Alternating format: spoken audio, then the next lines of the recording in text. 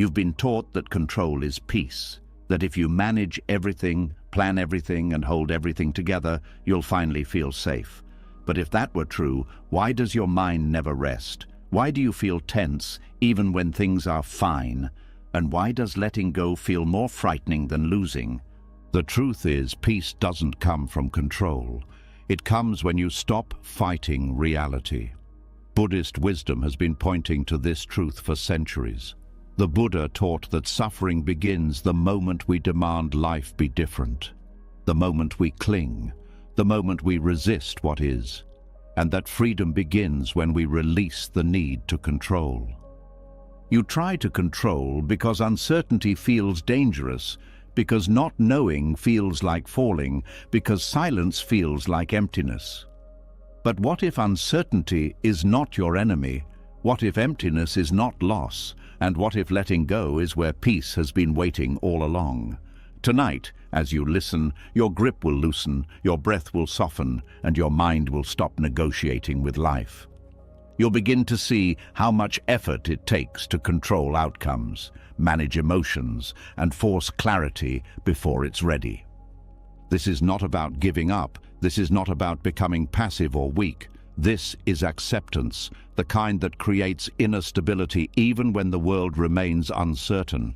This is not just something to hear, it's something to feel, something your body remembers even if your mind has forgotten. When you release the need to control, you don't lose yourself, you find peace. Are you ready to stop holding on and finally allow life to be? Let's begin. Something subtle happens right after the idea of letting go enters your awareness. A quiet resistance shows up, not loud, not dramatic, just a tightening inside the chest or jaw, a thought that whispers, "If I stop controlling this, something will go wrong." This response is not a personal failure, it is not weakness. It is a deeply ingrained survival response shaped long before modern life existed. The need for control was not born from ego or personality, it came from survival. Early human minds learned to stay alive by predicting threats and reducing uncertainty. The ability to anticipate danger, dominate surroundings, and maintain order meant the difference between life and death. Control equaled safety. That equation became wired into the nervous system.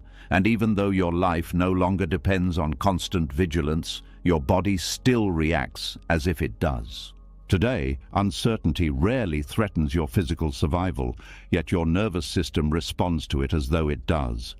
A delayed reply triggers anxiety. A change in plans feels destabilizing. Silence feels unsafe. Loss of clarity feels dangerous. The mind reacts automatically by tightening its grip, trying to organize, manage, and dominate what it cannot fully predict.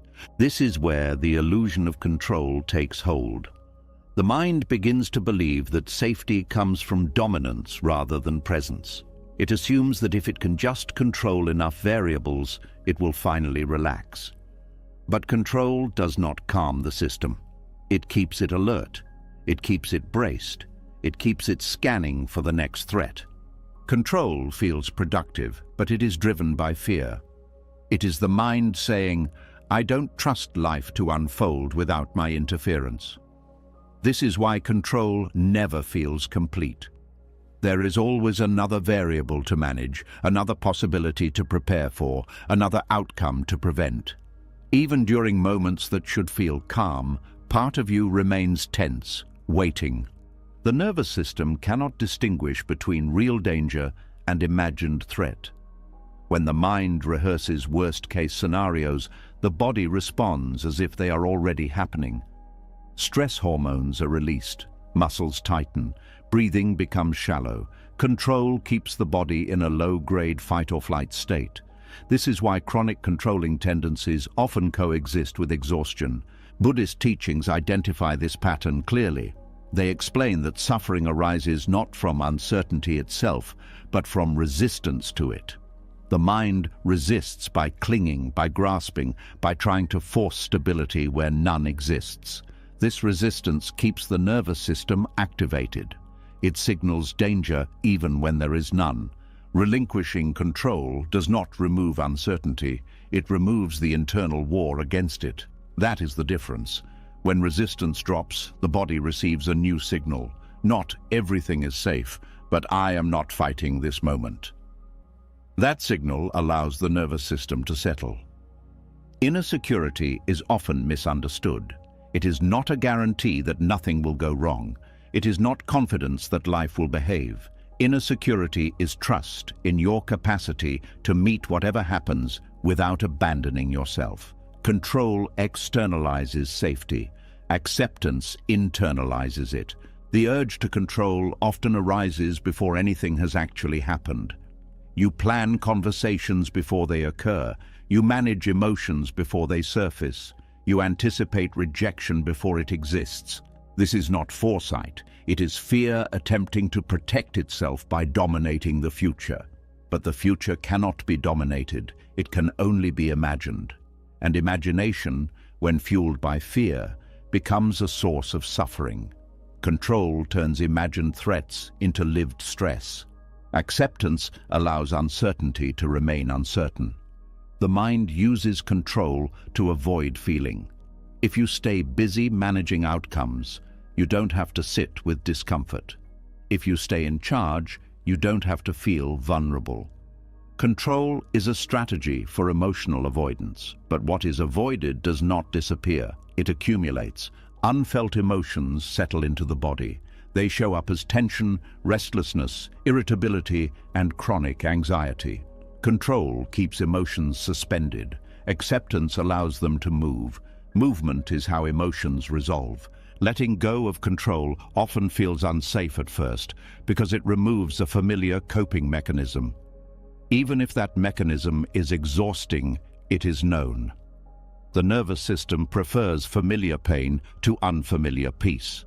This is why people often return to controlling habits after moments of release, not because control works, but because it feels predictable. Acceptance introduces something unfamiliar: openness. Openness includes sensation, emotion, and uncertainty. But openness is also where regulation happens. When emotions are allowed rather than managed, they complete their natural cycle. They rise, peak, and fall. Control interrupts this cycle. It traps emotions mid-process. This is why controlled people often feel emotionally stagnant. Nothing fully resolves. Everything lingers. Buddhist psychology explains that clinging creates suffering because it places safety outside the present moment. When peace depends on outcomes, approval, or certainty, the mind is constantly negotiating with reality. Negotiation keeps tension alive. Allowance dissolves it. Relinquishing control does not mean doing nothing. It means responding rather than reacting. Reaction comes from fear. Response comes from presence. Presence does not rush. It does not dominate. It meets what is actually happening. Notice how control is future-oriented. It lives in what if. Acceptance lives in what is. The nervous system can regulate in the present. It cannot regulate in imagined futures. This is why acceptance feels grounding. When you allow a moment to be exactly as it is, even if it is uncomfortable, something stabilizes inside. The breath slows, muscles soften, the mind becomes less noisy. Not because the situation changed, but because resistance dropped. This is how inner security forms. It is built through repeated experiences of allowing discomfort without collapsing. Each time you stay present instead of controlling, the nervous system learns a new pattern. It learns that uncertainty is survivable. It learns that sensation passes. It learns that you remain intact. Control narrows life. Acceptance expands it. Control requires constant effort. Acceptance conserves energy. Control is tense. Acceptance is alert without strain. There is a common fear that without control, chaos will take over. But chaos is not the absence of control. Chaos is the absence of awareness. Acceptance does not remove awareness. It sharpens it. When you are no longer busy managing imaginary threats, you become more attuned to what is actually happening. This clarity allows for wiser action. Action that arises from clarity is more effective than action driven by fear. Control acts too early. Acceptance waits for reality to speak. Letting go of control also changes how you relate to yourself. Control is often harsh. It demands performance. It punishes mistakes. Acceptance introduces gentleness. Gentleness is not indulgence. It is accuracy. It meets the nervous system where it is instead of forcing it where it is not ready to go. This gentleness restores trust. Trust in the body, trust in awareness, trust that you can feel without breaking. That trust is the foundation of peace. Inner security does not feel dramatic. It is subtle. It feels like less effort, fewer internal arguments, fewer rehearsals, more space between thoughts. It does not mean the absence of difficulty. It means the absence of constant defense. The illusion of control collapses slowly. Not through force, but through experience. Each time you release control and discover that you are still okay, the belief weakens. Over time, the nervous system stops equating dominance with safety. Peace does not arrive as an achievement. It emerges as a byproduct of non-resistance. When you stop trying to manage life into a shape it cannot hold, the energy used for control becomes available for presence. Presence is what makes life feel livable. It is what allows rest without collapse and engagement without anxiety. Presence does not require certainty. It requires honesty with what is here. The illusion of control promised safety.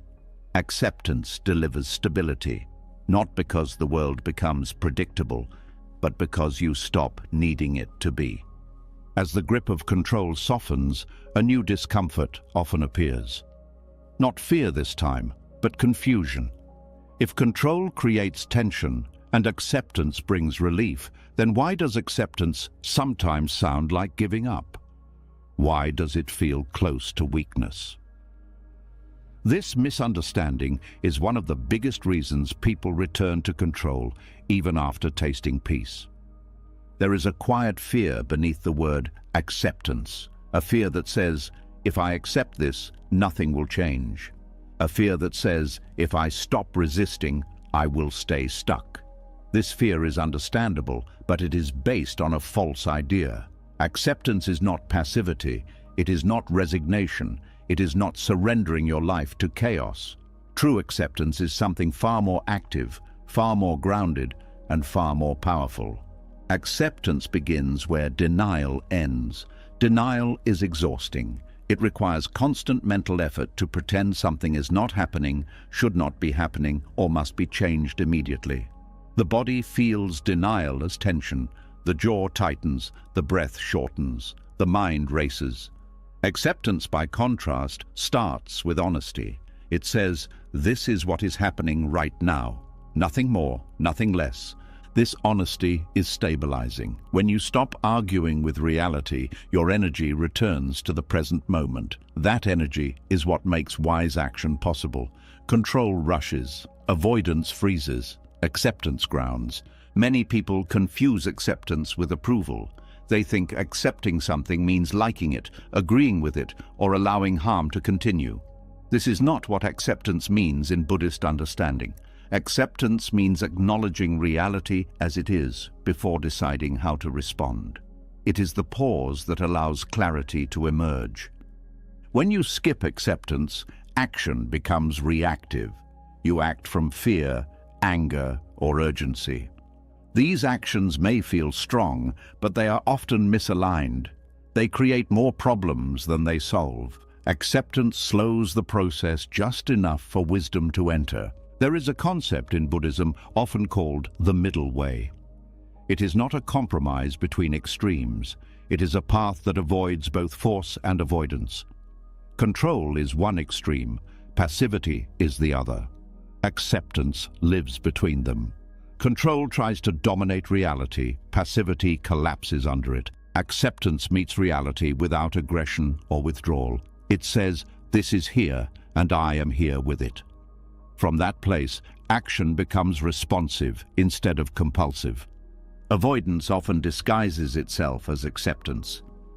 People say they are accepting when they are actually numbing, distracting, or withdrawing.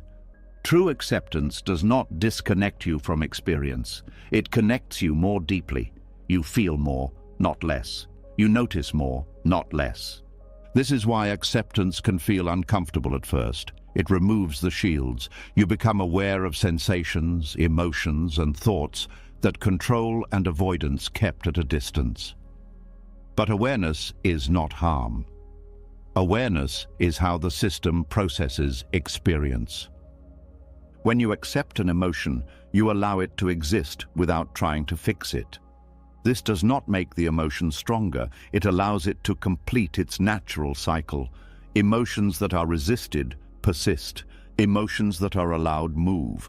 Wise action grows out of this movement. When emotions are processed instead of suppressed, they stop hijacking behavior. You are no longer acting from unexamined fear or unresolved anger. You are acting from clarity. Acceptance also changes how you relate to effort. Control is effortful. It strains. Passivity withdraws effort completely. Acceptance uses effort wisely. It applies energy where it matters and releases it where it does not. For example, acceptance recognizes the difference between what can be influenced and what cannot. It does not waste energy fighting facts. It also does not abandon responsibility where action is possible. It responds appropriately. This discernment is impossible without acceptance. When you are busy resisting reality, you cannot see clearly. Resistance distorts perception. It narrows attention. Acceptance widens it. The nervous system plays a crucial role here. When acceptance is present, the nervous system moves out of survival mode. This creates access to higher cognitive functions like reflection, empathy, and long-term planning. Control keeps the nervous system in threat mode, where only short-term protection matters. This is why acceptance leads to better decisions. A regulated nervous system can hold complexity. It can tolerate uncertainty.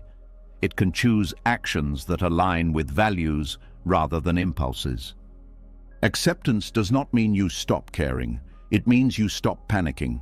Panic creates urgency without direction. Acceptance creates space. Space allows choice. There is also a deep compassion embedded in acceptance. When you stop demanding that reality be different, you stop punishing yourself for not controlling it. This reduces shame. Shame is one of the biggest drivers of rigid behavior. Shame says, something is wrong with me because this is happening. Acceptance says, this is happening, and I am still worthy of care. That shift changes everything. When shame loosens, flexibility returns. Flexibility is strength. Rigid systems break. Flexible systems adapt. Acceptance makes the mind flexible. It allows new information. It allows change to occur organically instead of being forced. Many people try to force change before acceptance. They try to fix emotions they have not felt. They try to solve problems they have not fully seen. This creates frustration. Acceptance lays the groundwork for change by revealing what is actually present. When you accept a situation fully, you see it more clearly. You notice details you missed while resisting. You understand dynamics instead of reacting to symptoms. This understanding naturally informs action. Action that arises from acceptance is often quieter. It does not announce itself. It does not need validation. It feels steady rather than urgent. It may even look slower, but it is more effective. Acceptance also protects against burnout. When you accept limits, you stop overextending. You recognize when rest is needed. You respect your capacity. Control ignores limits. Passivity collapses under them. Acceptance works with them. There is a subtle confidence that develops with acceptance. Not confidence that things will go your way, but confidence that you can handle whatever arises. This confidence reduces fear-driven behavior. Acceptance teaches patience, but not complacency. Patience here means allowing processes to unfold without interference. Many things cannot be rushed. Healing, understanding, trust, and growth have their own timing. Forcing them delays them. Wise action respects timing. It knows when to act and when to wait. Waiting is not inaction. It is active presence without interference. Acceptance also improves relationships. Control tries to manage people. Passivity avoids conflict. Acceptance allows others to be who they are without collapsing boundaries. From this place, communication becomes clearer and less defensive. You can accept someone as they are and still choose how close they are to you. Acceptance does not erase discernment, it sharpens it. When you are not trying to change someone, you see them more accurately. This accuracy informs boundaries. Boundaries formed from acceptance are firm without being hostile. They are clear without being rigid. They are respected because they are not reactive. Acceptance also changes how you experience discomfort. Instead of seeing discomfort as a problem to eliminate, you see it as information. Information guides action. Suppressed discomfort creates confusion. When discomfort is allowed, it often reveals unmet needs, misalignment, or fatigue. Responding to these signals prevents larger problems. Control overrides signals. Passivity ignores them. Acceptance listens. Listening is an active process. It requires presence. It requires humility. It requires slowing down enough to hear what is actually happening inside and around you. This slowing down can feel counterintuitive in a world that rewards speed and certainty. But speed without clarity creates mistakes. Certainty without awareness creates rigidity. Acceptance restores balance. True acceptance is courageous. It requires staying present with uncertainty instead of escaping into control or collapse. It requires trusting awareness more than prediction. Over time, acceptance becomes less effortful. It becomes a default posture rather than a technique. You stop asking, "How do I make this go away?" and start asking, "How do I meet this wisely?" That question alone changes the nervous system. It shifts the body out of defense and into engagement. Engagement is where learning happens. Learning is how life evolves. Acceptance is not the end of action. It is the beginning of intelligent action. Action that respects reality rather than fighting it. Action that arises from understanding rather than fear. This is why acceptance feels peaceful without being passive. It allows movement without force. It allows change without violence. It allows life to unfold while staying rooted. As acceptance settles in the body and mind, it becomes clear that strength does not come from control or withdrawal. It comes from alignment with what is actually happening. That alignment is what allows you to move through life with steadiness instead of strain, with clarity instead of urgency, and with purpose instead of pressure. As acceptance becomes more familiar, another layer of tension quietly reveals itself. It doesn't come from resisting what is happening right now. It comes from something more subtle, more persistent. A story about how things were supposed to go. A silent comparison between reality and an imagined version of it. This gap is where a surprising amount of suffering lives. There is a particular kind of pain that lingers long after an event has passed. Not the pain of what happened, but the pain of how different it was from what you expected. The mind replays alternate versions, different choices, different words, different timing, a reality that never existed yet feels painfully real. This is the suffering created by how it should have been. When something difficult happens, the initial pain is often sharp but brief. A loss, a disappointment, a rejection, a mistake. These moments hurt, but they are usually survivable. What extends the pain is not the event itself. It is the mental resistance that follows. The mind says, "This wasn't supposed to happen." That sentence alone can create months or even years of suffering. The human mind is a powerful storyteller.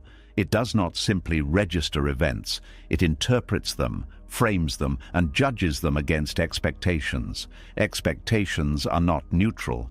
They are emotional investments in imagined futures. When reality does not match them, the nervous system reacts as if something has gone wrong, even if the situation itself is manageable. Attachment to imagined outcomes feels natural because it gives a sense of direction and meaning. You plan, you hope, you work towards something. But when attachment hardens into certainty, it becomes fragile. Certainty cannot tolerate deviation, and life is full of deviation. This is where suffering multiplies. Not because life is unfair, but because the mind insists on a version of life that never arrived. The phrase, "how it should have been," becomes a lens through which everything is judged. The present moment is no longer enough. It is constantly compared to a mental image. Buddhist teachings explain that suffering arises when the mind clings to concepts rather than meeting direct experience. Should is one of the strongest concepts the mind uses. It implies that reality has failed. It implies a mistake. It implies injustice. These interpretations create emotional reactions that are often more intense than the original event. Notice how the body responds to should. There is tightening, a sense of contraction, a heaviness in the chest or stomach. This is not caused by the event. It is caused by resistance to it. Resistance tells the nervous system that something is wrong and unresolved. The mind often believes that replaying the past will fix it. It thinks that by analyzing, reviewing, and reimagining, it can gain control or closure. But replaying is not processing. It is rehearsing disappointment. Each replay reinforces the emotional charge. This is why people can feel stuck years after an event that objectively ended long ago. The body is still responding to a mental narrative. The nervous system cannot tell the difference between a real threat and a vividly imagined one. Every time the story is replayed, the stress response is activated again.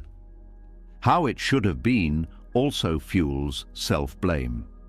The mind turns inward and says, "If only I had done something differently." This creates a false sense of control over the past. It suggests that the pain exists because of personal failure rather than because life unfolded as it did. Self-blame feels active, but it is another form of resistance. It keeps you tied to the past. It prevents integration. Integration happens when experience is allowed to be complete, not corrected. There is also grief hidden inside should. Grief for the life you thought you would have. Grief for the version of yourself you expected to become. Grief for relationships, opportunities, or identities that did not materialize. This grief often goes unrecognized because it is not tied to something tangible, but it is real. When grief is not acknowledged, it expresses itself as rumination. The mind circles the same thoughts because the emotion beneath them has not been felt. Acceptance allows grief to surface.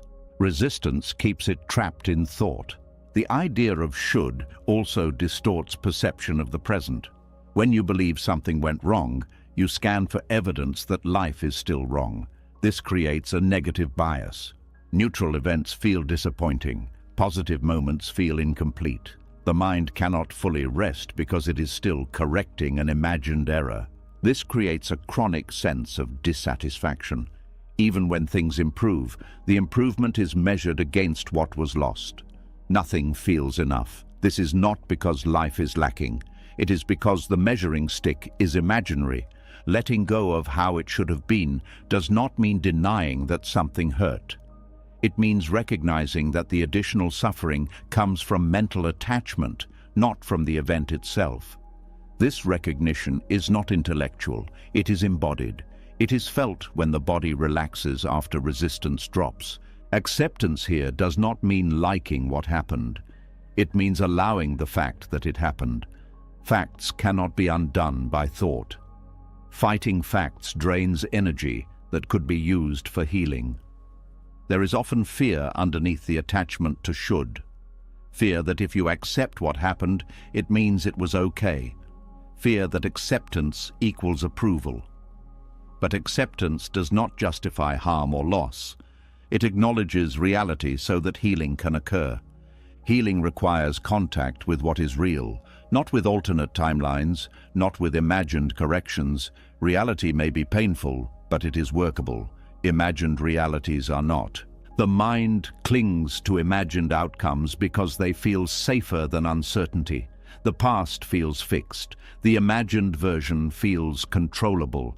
The present feels unpredictable. But clinging to the past prevents adaptation to the present. When you release should, something opens. The present moment becomes less burdened. Energy returns. Attention shifts from correcting the past to responding to now. This shift does not happen all at once. It happens gradually, often in small moments. You notice the story starting. You notice the comparison. And instead of following it, you return to sensation, to breathe, to what is actually happening in your body. The body lives in the present. It does not know should. When attention returns to the body, the nervous system exits the loop of imagined suffering. This is why somatic awareness is so important in Buddhist practice. It grounds the mind. How it should have been also affects relationships. Expectations about how others should behave, respond, or change create resentment. When people fail to meet imagined roles, the disappointment lingers. The relationship becomes a negotiation with fantasy instead of an encounter with a real person. Acceptance allows relationships to be seen clearly. Clear seeing does not guarantee harmony, but it prevents unnecessary suffering. When you stop demanding that people be different, you can decide how to engage with them based on who they actually are. This clarity applies inward as well. Many people suffer not because of who they are, but because of who they think they should be. Identity expectations create internal conflict. The present self is constantly judged against an idealized version. This judgment creates tension and shame. Shame is not a motivator, it is a weight. When shame drops, growth becomes more natural. Growth does not require self-rejection, it requires honesty. Letting go of should creates honesty, honest recognition of loss, honest acknowledgement of disappointment, honest acceptance of limitation. This honesty is grounding. It brings the mind back to what is workable. The moment you stop arguing with the past, something settles, not because everything is resolved, but because the internal fight ends. The fight was never with the event, it was with the meaning assigned to it. Meaning can change. Facts cannot. When meaning shifts from "this should not have happened" to "this did happen," the nervous system relaxes. That relaxation allows grief to move, understanding to form, and adaptation to occur. This is not resignation, it is realism. Realism is compassionate. It does not add unnecessary suffering to unavoidable pain. It allows life to be complex without turning it into a personal failure. As attachment to imagined outcomes loosens, the present moment becomes less heavy. Attention returns to what is alive now rather than what was lost. This does not erase memory. It changes relationship to memory. Memory becomes information instead of a weapon. It informs without punishing. It teaches without trapping. This is how wisdom forms. When should releases its grip, life does not suddenly become perfect, but it becomes more honest, more spacious, less burdened by comparison. The mind spends less time correcting the past and more time engaging the present. Peace here is not a reward, it is the natural result of no longer fighting what cannot be changed. The energy once used to maintain imagined timelines becomes available for living, and as this understanding settles, the nervous system continues to soften, because it is no longer defending a story. It is responding to life as it is, moment by moment, without the added weight of how it was supposed to be. When the grip on how it should have been finally loosens, something unexpected appears. It is not relief right away. It is not clarity, it is space. And for many people, that space feels unsettling. Without the familiar tension of correcting the past or planning the future, the mind encounters something it has been avoiding all along: stillness. This is often where control rushes back in. There is a reason control feels compulsive. It is not only about managing outcomes or preventing pain, it is also about avoiding emptiness. Not physical emptiness, but inner stillness. The kind of quiet where there is nothing to fix, nothing to analyze, nothing to chase. For a mind trained to stay busy, that quiet can feel threatening. Control addiction is rarely recognized as an addiction because it looks responsible. It looks like planning, organizing, improving, optimizing. It is praised in modern life. But beneath this constant activity is often a deep discomfort with simply being. When there is nothing to manage, the mind feels exposed. Stillness removes distraction. In stillness, unresolved emotions surface. Old fears rise. Unanswered questions echo. Control steps in as a way to stay occupied. It gives the mind a task, so it doesn't have to sit with what feels undefined. This is why letting go of control can feel like losing identity. If you are no longer the one managing everything, who are you? If you stop fixing, planning, and anticipating, what fills the space? These questions are rarely asked consciously, but they shape behavior. The fear of emptiness is not actually fear of nothingness. It is fear of meeting yourself without roles, without strategies, without constant motion. Control creates structure. Emptiness dissolves it. And the ego depends on structure to feel real. In Buddhist understanding, emptiness is often misunderstood. It is not a void. It is not absence. It is openness. It is the recognition that experience is not fixed, not owned, not solid. This openness is freedom, but only after the fear of it is faced. Control addiction keeps the mind in motion. Motion feels safe because it prevents contact with uncertainty. But constant motion also prevents rest. The nervous system never fully settles because it is always preparing for the next task. When control drops, even briefly, the body often responds with discomfort. There may be restlessness, boredom, anxiety, or a sense of purposelessness. These sensations are often misinterpreted as signs that something is wrong. In reality, they are signs that the nervous system is no longer being distracted. The mind has learned to equate activity with safety. Stillness feels like exposure. This is why people often reach for their phones, their plans, their worries the moment things quiet down. Silence becomes intolerable because it brings awareness inward. Control also creates a sense of importance. If you are needed to manage everything, you feel necessary. Emptiness challenges that. In emptiness, nothing needs to be done. No one needs to be managed. The self loses its role. This can feel like loss, but what is being lost is not meaning, it is illusion. The illusion that worth comes from control. The illusion that identity depends on activity. Emptiness strips away these constructions. At first, this feels destabilizing, but what remains is something more stable than identity, awareness itself. Awareness does not need tasks to exist. It does not need validation. It simply is. Control addiction avoids this realization. It keeps the focus outward. It keeps the mind occupied with objects, problems, and goals. But when the objects fall away, awareness remains. This is what Buddhist practice gently points toward. Stillness is not the absence of life. It is the background of it. Life moves through stillness. Thoughts arise and pass. Sensations appear and dissolve. Emotions come and go. Stillness holds them without effort. When control is active, stillness is covered over. The mind does not rest long enough to recognize the space that holds experience. Letting go allows this recognition to emerge. At first, emptiness can feel like boredom. Boredom is often misunderstood. It is not lack of stimulation. It is the discomfort of being without distraction. If you stay with boredom without escaping, it transforms. Under boredom is curiosity. Under curiosity is presence. Presence is not dramatic. It is quiet. It does not entertain. It reveals. This is why control resists it. Presence removes the need for constant doing. There is also fear that without control, life will lose meaning. But meaning created through control is fragile. It depends on outcomes. Meaning that arises from presence is not dependent on success or failure. It is inherent.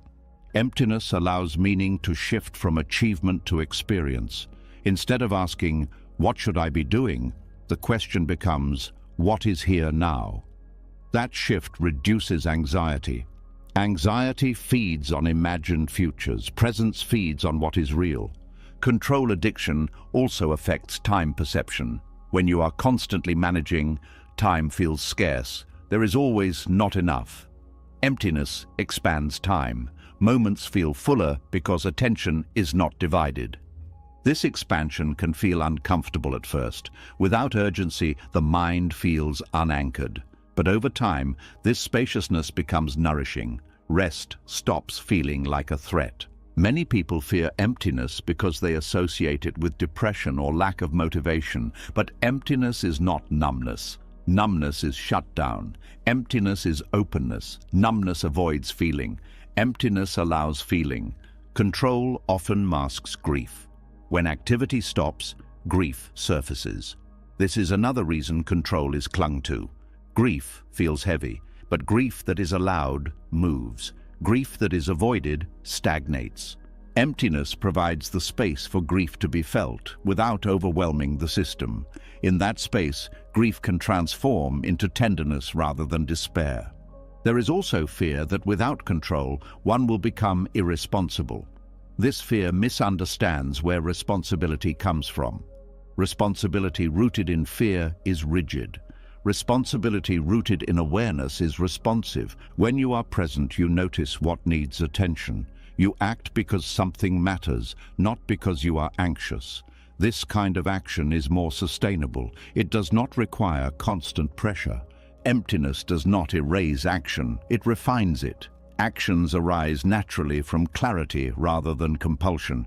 You do what needs to be done, and then you stop. Control never stops. It keeps going even when nothing is required. Control addiction also creates tension in relationships. When you are uncomfortable within a stillness, you may try to manage others to avoid your own discomfort. You focus outward to avoid inward contact. When emptiness is tolerated, relationships soften. You stop needing others to fill internal gaps. You stop controlling their behavior to regulate your emotions. This creates more genuine connection. Stillness also reveals the impermanent nature of experience. Thoughts pass, emotions shift, sensations change. Control tries to freeze experience. Emptiness allows it to flow. This flow is what freedom feels like. Not freedom from responsibility, but freedom from compulsion. Freedom from the need to constantly define, fix, or justify yourself. Buddhist teachings emphasize that emptiness is not something to achieve. It is something to recognize. It is already present beneath the noise. Control keeps the noise loud. Letting go reveals what was always there. The fear of emptiness fades with familiarity. As you spend time without filling space, the nervous system learns that stillness is safe. The urge to control weakens, not through force, but through trust.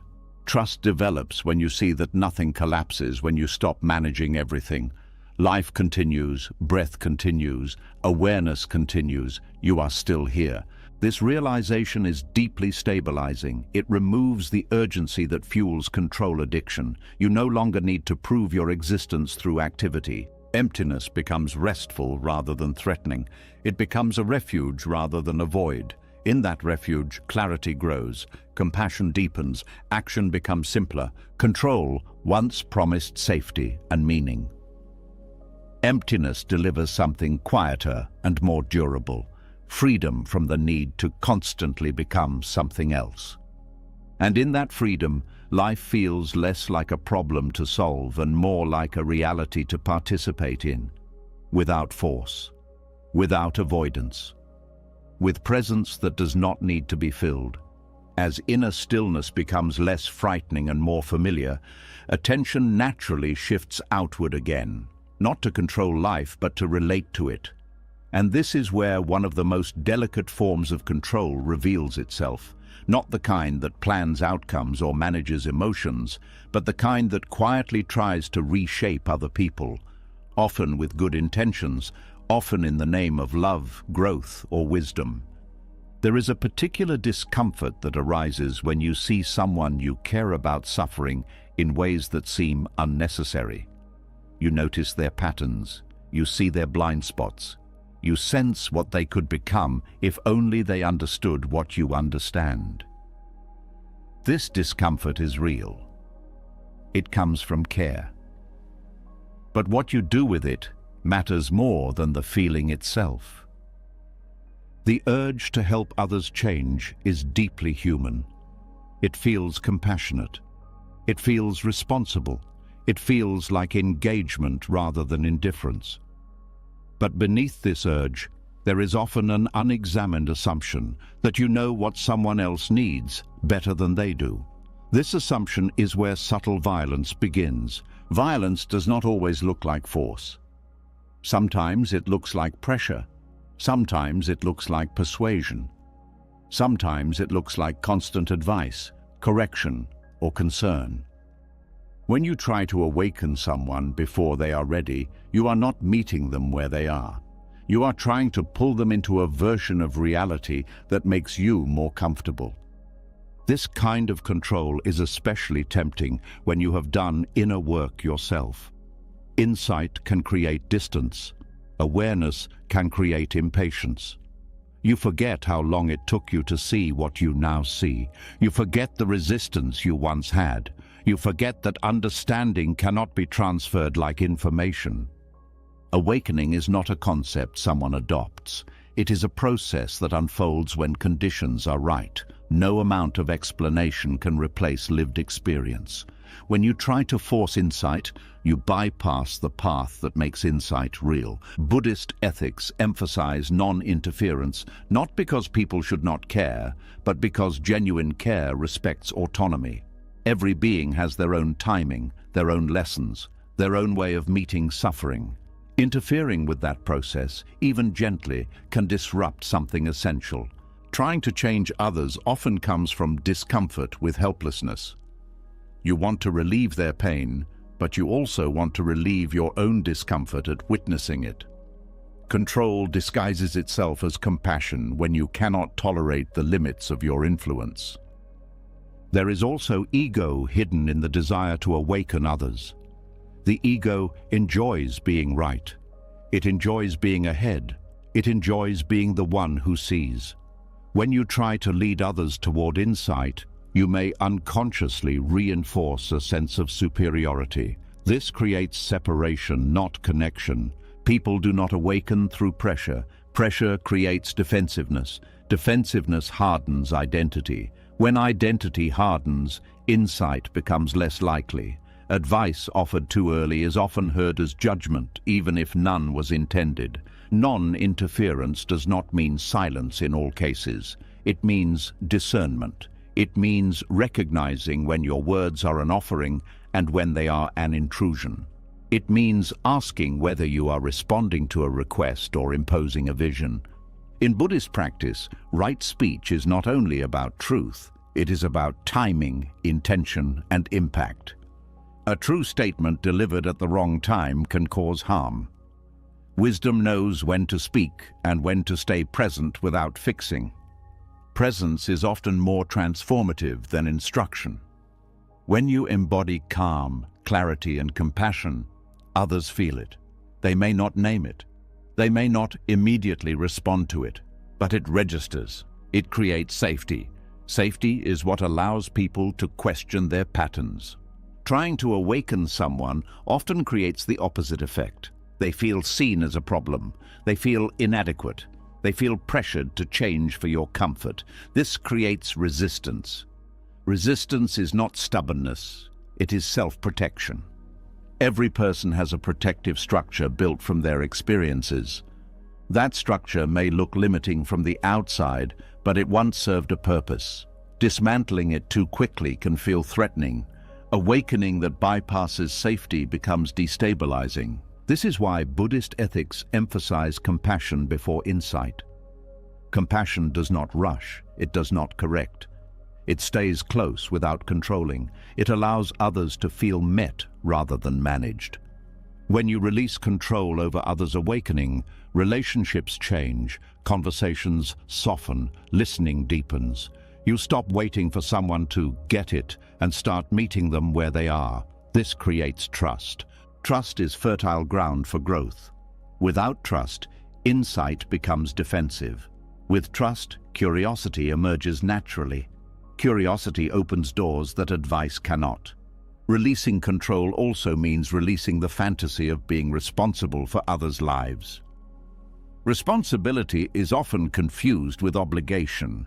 You can care deeply without carrying another person's evolution on your shoulders. Carrying others' awakening is heavy. It creates frustration. You watch them repeat patterns. You feel stuck. You feel unheard.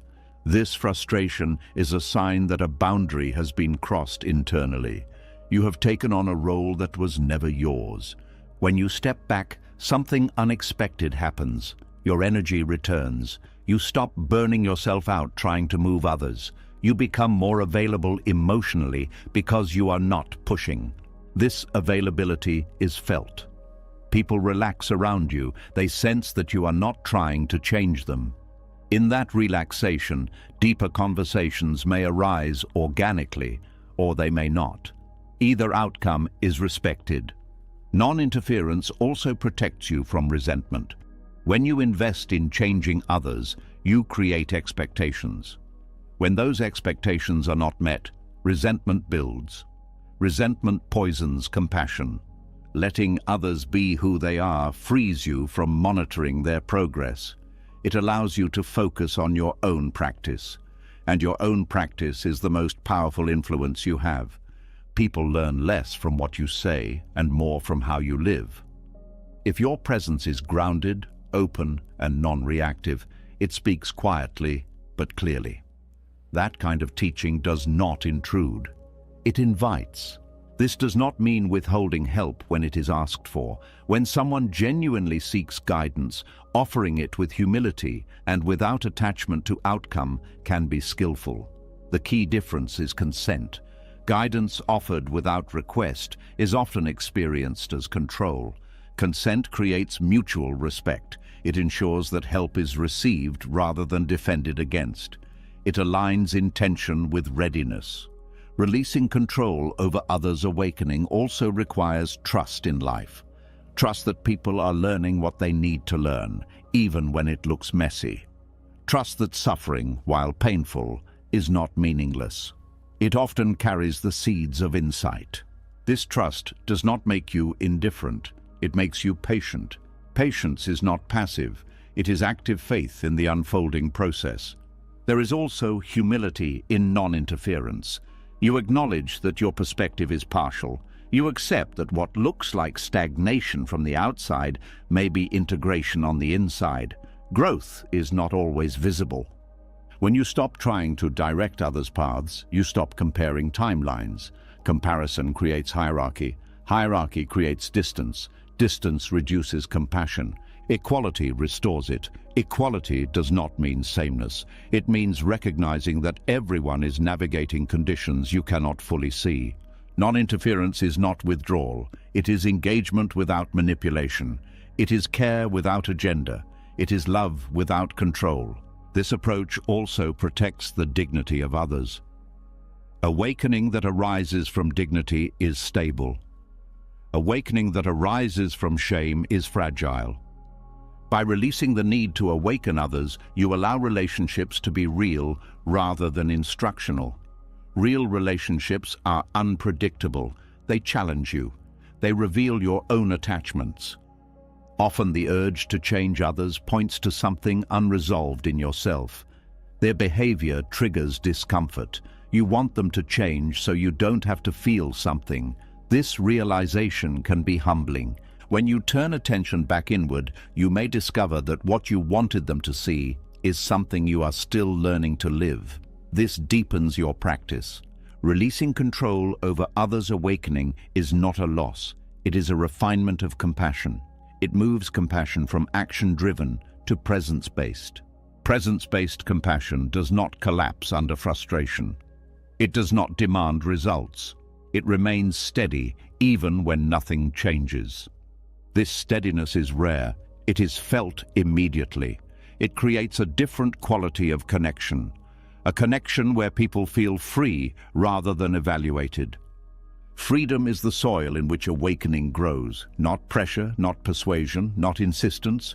When you stop trying to move others, you begin to walk more honestly yourself. And that honesty becomes the quiet influence you were searching for all along.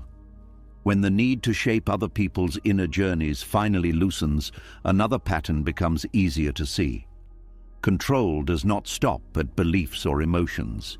It shows up in daily behavior, in small corrections, in constant oversight, in the urge to manage details that do not truly belong to you. This is where control becomes habitual, almost invisible, and where its consequences quietly accumulate over time. Micromanagement is often justified as care. It presents itself as responsibility, efficiency, or high standards. But beneath it lies the same fear that has followed every form of control so far. Fear that without constant supervision, things will fall apart. This fear rarely announces itself openly. Instead, it disguises itself as vigilance. The word karma is often misunderstood as punishment. In Buddhist understanding, karma is not a moral sentence handed down by the universe. It is cause and effect. Action leaves an imprint. Intention shapes outcome. What you repeatedly do trains the mind, conditions relationships, and influences the future. Micromanagement plants seeds, not dramatic ones, small, repeated ones. A correction here, a reminder there, a decision made for someone else just to be safe. Each act may seem harmless. Together they shape patterns that eventually produce suffering. In relationships, micromanagement erodes trust. When you constantly oversee, adjust, or improve someone's actions, you send a subtle message. I don't believe you can handle this. Even when spoken kindly, this message is felt. Over time, the other person may begin to doubt themselves. Self-doubt is not created through failure alone. It is often created through constant interference. When someone is not allowed to try, struggle, and learn, their confidence weakens. This is one of the hidden costs of control. You believe you are helping, but you are removing opportunities for growth. This dynamic affects not only others, but you as well. When you take responsibility for everything, you train yourself to believe that nothing functions without you. This belief becomes heavy. It creates pressure. You become indispensable but also exhausted. Excessive control narrows your life. Your attention is always outward, scanning for errors, fixing problems, preventing mistakes. There is little space for rest, little room for curiosity, little trust in flow. In work environments, micromanagement stifles creativity. People stop offering ideas. They stop taking initiative. Why risk being corrected or overridden? Over time, they disengage. Productivity may appear stable for a while, but innovation declines. Micromanagement also creates dependency. When people are not trusted to make decisions, they stop trying. They wait for instructions. This reinforces the controller's belief that they must stay in charge, creating a cycle that feeds itself. This cycle produces karma, not as punishment, but as consequence. The more you control, the more responsibility you carry. The more responsibility you carry, the more overwhelmed you become. Overwhelm increases fear. Fear increases control. In personal relationships, micromanagement often shows up as advice that was not asked for, reminders that feel like criticism, or concern that feels intrusive. Over time, intimacy suffers. People begin to withhold. Conversations become guarded. The controller may feel lonely without understanding why. They are surrounded by people, yet connection feels shallow. This loneliness is not caused by others pulling away. It is caused by the invisible barrier control creates. Control prevents mutual vulnerability. When you are always in the role of manager, you are rarely fully present as a participant. You are watching, evaluating, adjusting. Presence requires letting go of the need to oversee. There is also karma within the mind itself. Micromanagement trains the mind to distrust spontaneity. It creates a belief that things only go well when they are tightly controlled. This belief follows you inward.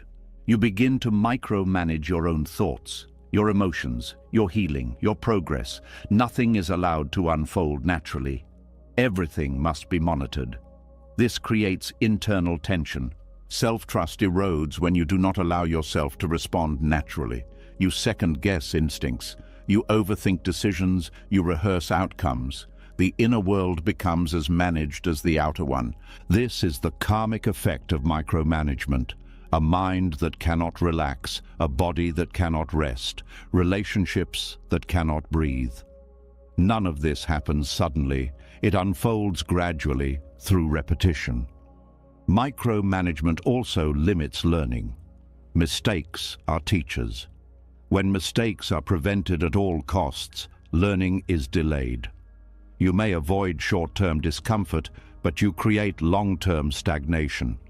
There is often a fear of chaos beneath micromanagement. Chaos is imagined as failure, embarrassment, or loss of control. But most chaos feared is simply variability. Variability is natural. Life is adaptive, not linear. When you try to eliminate variability, you eliminate resilience. Resilience grows from responding to change, not from preventing it. Micromanagement reduces resilience by removing the opportunity to adapt. This applies to yourself as well.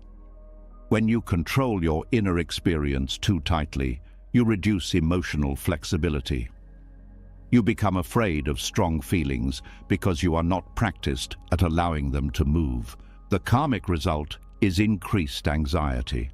Anxiety thrives on hyper-control. It feeds on the belief that one wrong move will cause collapse.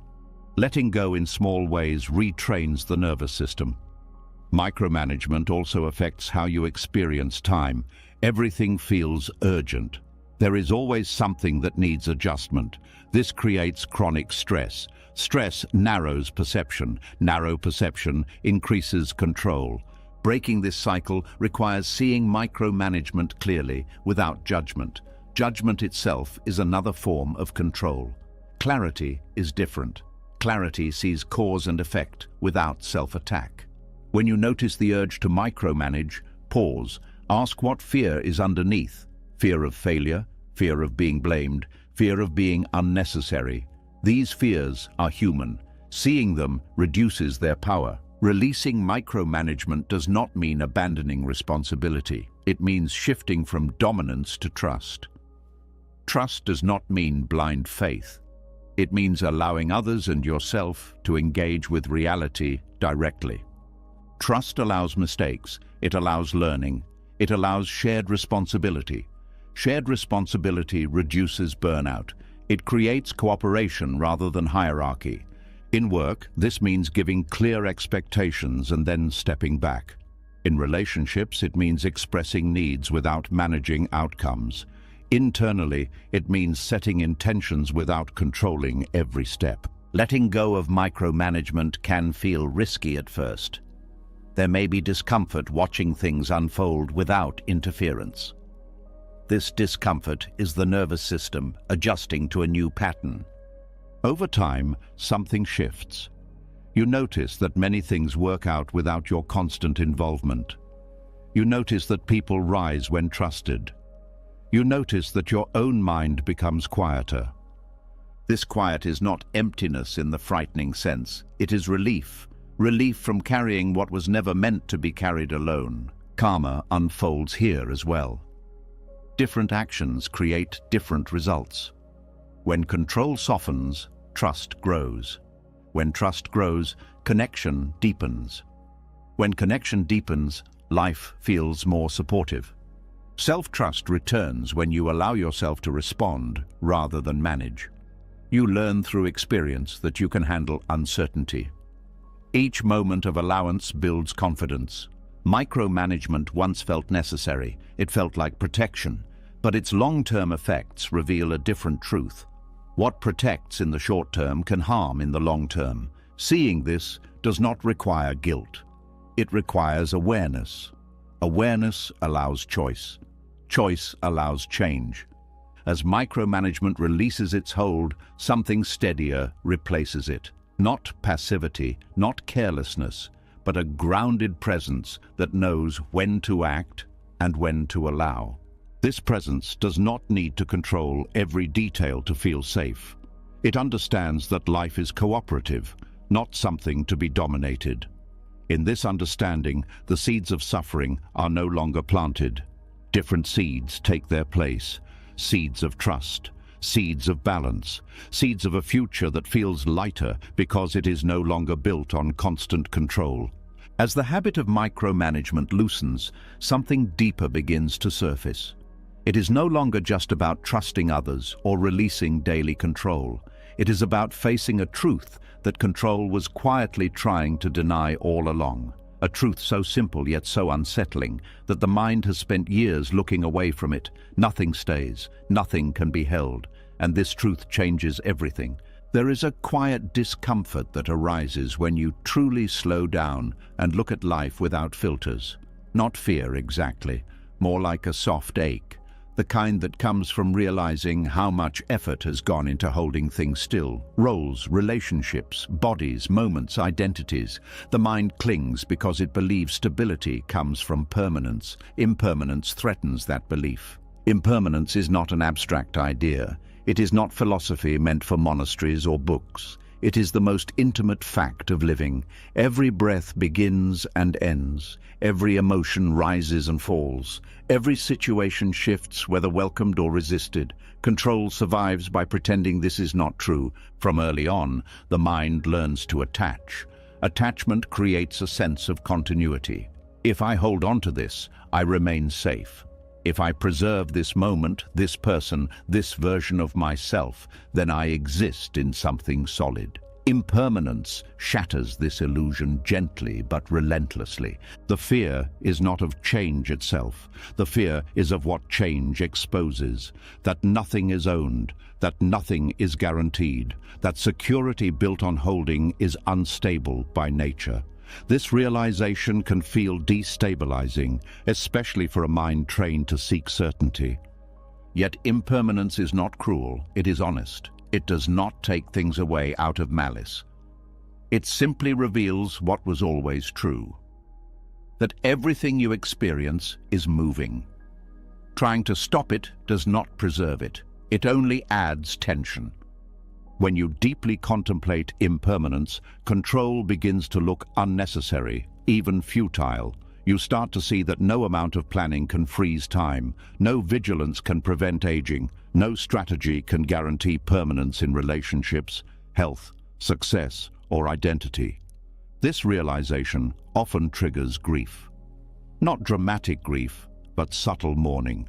Grief for illusions, grief for expectations, grief for the fantasy that something could finally be secure if managed well enough.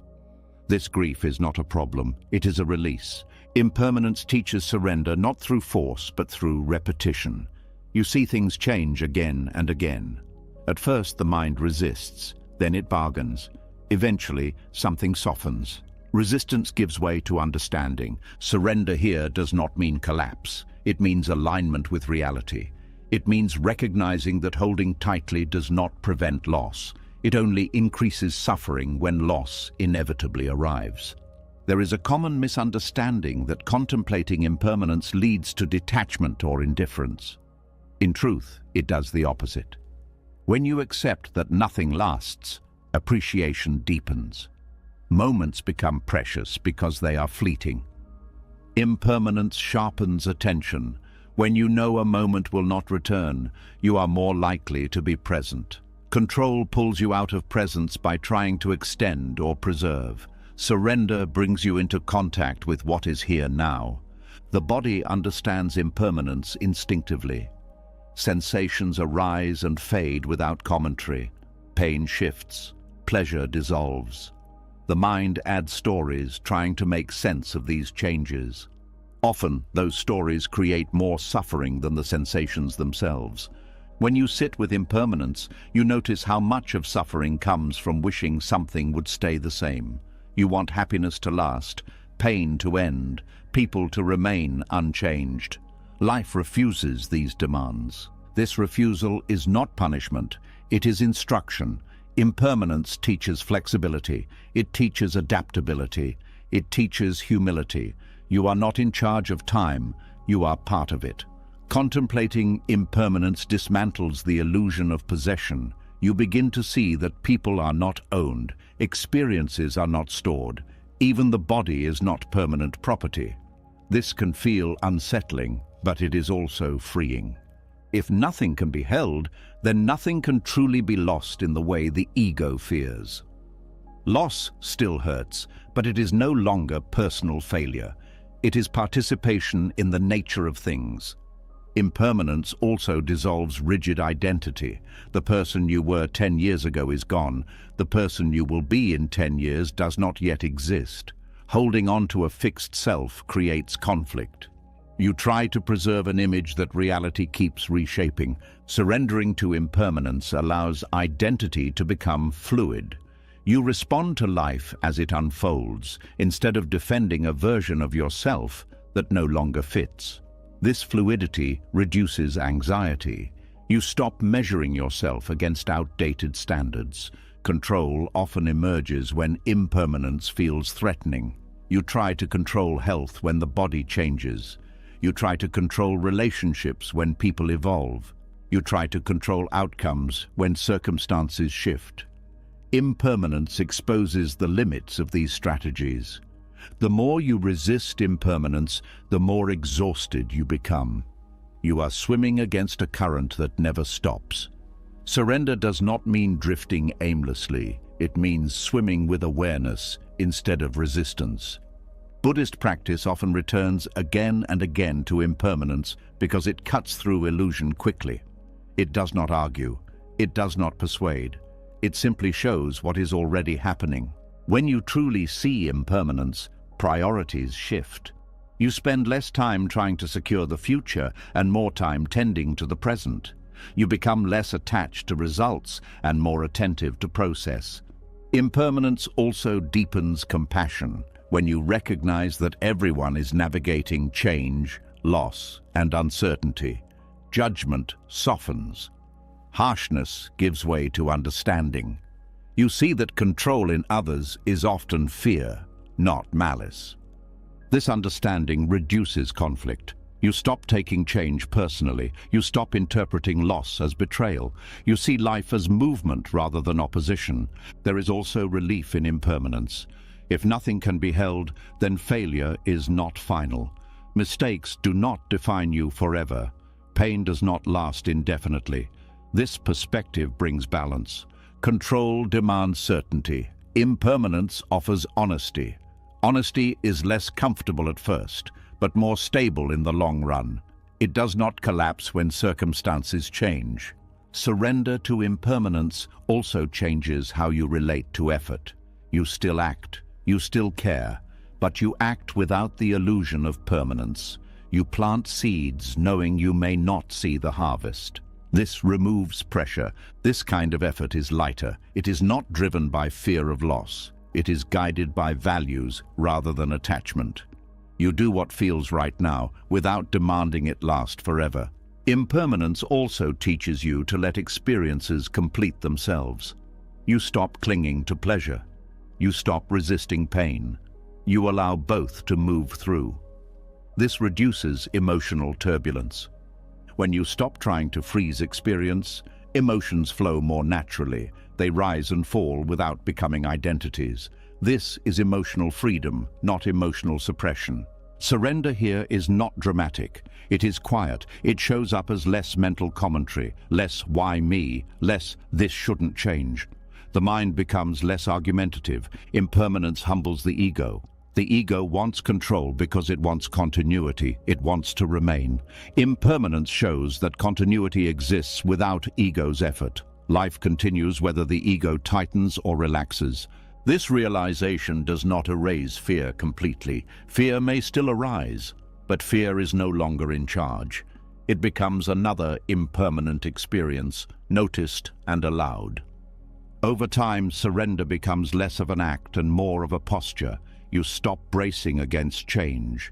You meet it with curiosity, sometimes with sadness, sometimes with gratitude, always with honesty. Impermanence does not remove pain, but it removes surprise. When change happens, you are not shocked. You are not betrayed by reality. You recognize it as the nature of things. This recognition reduces suffering. Suffering often comes from expecting permanence in an impermanent world. When expectation aligns with reality, tension dissolves. Impermanence also changes how you experience joy. Joy is no longer something to trap or preserve. It is something to savor. You enjoy it fully because you are not afraid of losing it. Fear of loss often prevents full enjoyment. You hold back because you know it will end. Impermanence invites the opposite response. Because it will end, you show up. This presence is what makes life feel rich, even when it is difficult. Richness does not come from permanence. It comes from contact. Surrendering to impermanence restores trust. Not trust that things will stay the same, but trust that you can meet change without breaking. This trust is deeper than control. Control promises safety through rigidity. Impermanence delivers stability through flexibility. Flexible systems survive change. Rigid systems fracture. As impermanence becomes a lived understanding rather than an idea, the need to hold loosens naturally. The hands open, the breath deepens, the mind rests more easily. You stop demanding guarantees. You stop negotiating with time. You participate instead of resist. This is the quiet power of impermanence. It does not need to convince. It simply reveals. And in that revelation, surrender stops feeling like loss and starts feeling like alignment with how life has always been. As the truth of impermanence settles more deeply, another struggle quietly comes into view. Even when you accept that life changes, even when you stop gripping people, outcomes, and identities, there is often one place where control holds on the longest: pain, especially your own. The desire to heal quickly, cleanly, and permanently becomes the next battleground. There is a subtle urgency that appears around healing, a pressure to move on, a need to be better already, a belief that pain is a problem to solve rather than an experience to be lived through. This urgency does not come from wisdom, it comes from discomfort with being unfinished. Many people approach healing the same way they approach control. They set timelines, they measure progress, they judge setbacks, they search for techniques to eliminate pain rather than understand it. Healing becomes another task to complete, another identity to achieve. But healing does not respond to force. Pain does not dissolve under pressure. In fact, pressure is one of the main reasons pain lingers.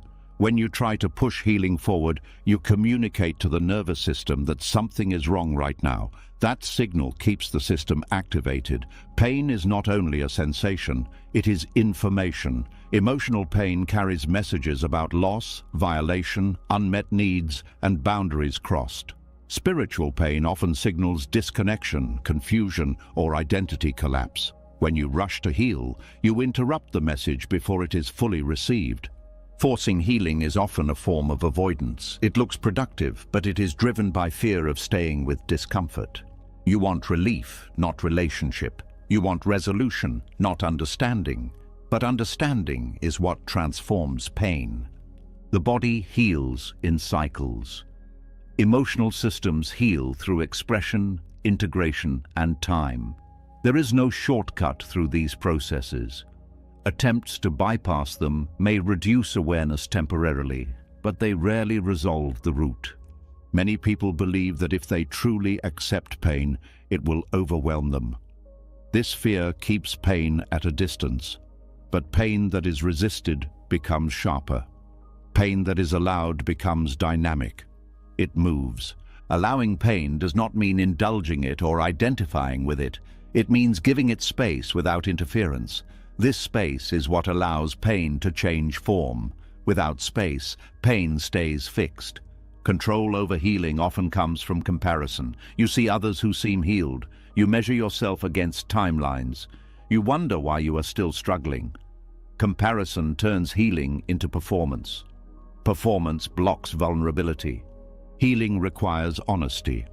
Honesty about how much something hurt. Honesty about what was lost. Honesty about anger, sadness, fear, and confusion. Control censors this honesty because some feelings feel unacceptable. Spiritual healing is especially prone to control. People use concepts, practices, and beliefs to avoid feeling pain.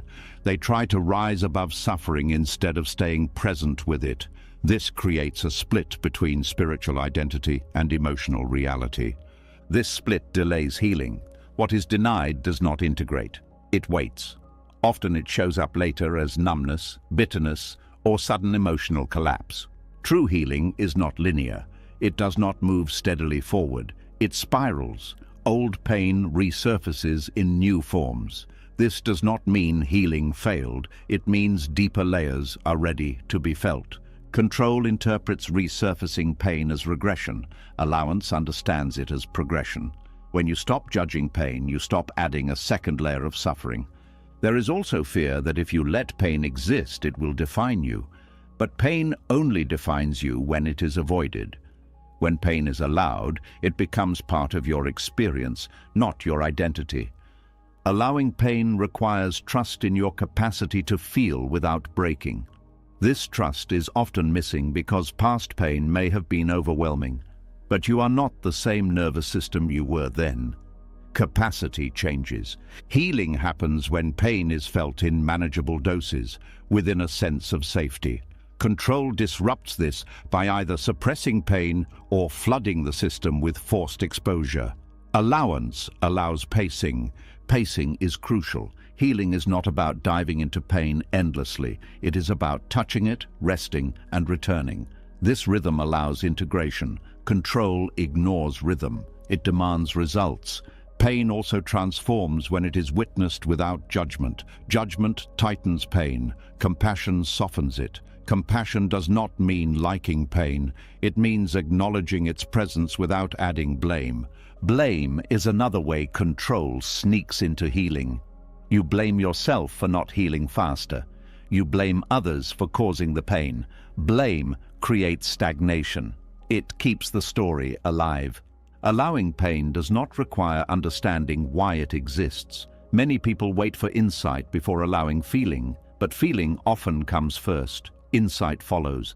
The body processes pain through sensation, tightness, heat, heaviness, shaking, tears.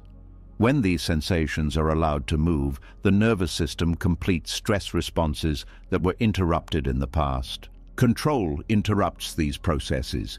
It tells the body to stop, to calm down, to be reasonable. But the body does not respond to reason. It responds to permission. Permission is powerful. When you allow yourself to feel without agenda, the body releases what it has been holding. This release is not dramatic. It is subtle. A sigh, a softening, a sense of space. Spiritual healing also deepens when control is released. You stop trying to become someone healed. You stop chasing states of peace. You allow confusion, doubt, and not knowing. Not knowing is often part of spiritual healing. Old beliefs fall away before new understanding forms. Control tries to fill the gap quickly. Allowance stays with uncertainty. This uncertainty can feel like emptiness.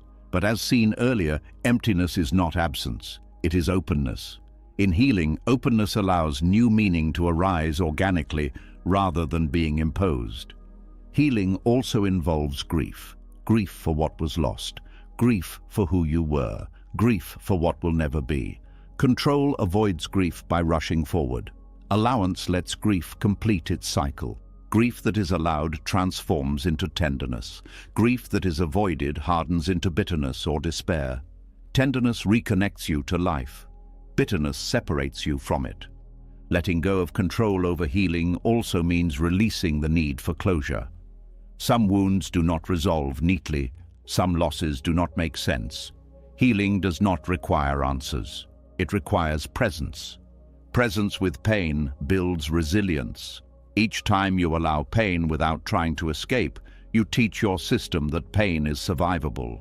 This reduces fear. Reduced fear allows deeper healing. Healing is not about becoming pain-free. It is about becoming less afraid of pain. When fear decreases, pain loses its grip. Control also isolates healing. You feel like you should handle it alone. Allowance opens the door to support. Support does not heal you, but it provides safety for healing to occur. Healing is relational. Even inner healing happens in the context of connection, whether with another person, with your body, or with awareness itself. Control tries to manage healing in isolation.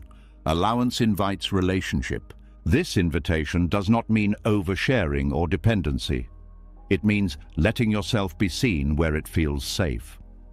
Being seen without judgment is deeply regulating. Letting go of control over healing also changes how you view time. You stop asking how long it will take. You stop setting deadlines for feeling better. This removes pressure. Pressure delays healing. It keeps the nervous system vigilant. Vigilance prevents integration. When pressure drops, the system can process. Healing often happens in quiet moments. Moments when you are not trying, when you are resting, when attention softens. Control rarely allows these moments. By allowing healing to unfold, you align with the body's intelligence. The body knows how to heal when not interfered with. This applies emotionally and spiritually as well. There may be moments when pain intensifies after you stop controlling it. This is not a sign of failure. It is often a sign that something long held is finally allowed to surface. Allowing does not mean drowning. It means staying present while sensations move. Grounding in breath, body, or environment provides stability. Healing transforms pain not by erasing it, but by integrating it. Integrated pain becomes wisdom. It informs boundaries. It deepens empathy. It clarifies values. Control tries to eliminate pain to return to who you were. Allowance allows pain to change who you are. This change is often what healing actually is. You may never return to the person you were before pain. This is not a loss. It is evolution. Control resists evolution. Allowance welcomes it. As healing unfolds without force, you begin to trust the process. Trust replaces urgency. Patience replaces pressure. Curiosity replaces judgment. This trust does not mean passivity. It means cooperation with your own nature. You listen, you respond, you rest, you engage when needed. Healing becomes less about fixing and more about relating. Relating to pain with honesty. Relating to yourself with kindness. Relating to life with openness. In this relationship, pain no longer feels like an enemy. It becomes a messenger, and when the message is received, pain often changes on its own. Letting go of control over healing does not remove difficulty. It removes the fight with difficulty. That fight was never healing you. It was keeping you stuck. When you stop forcing healing, healing begins to move.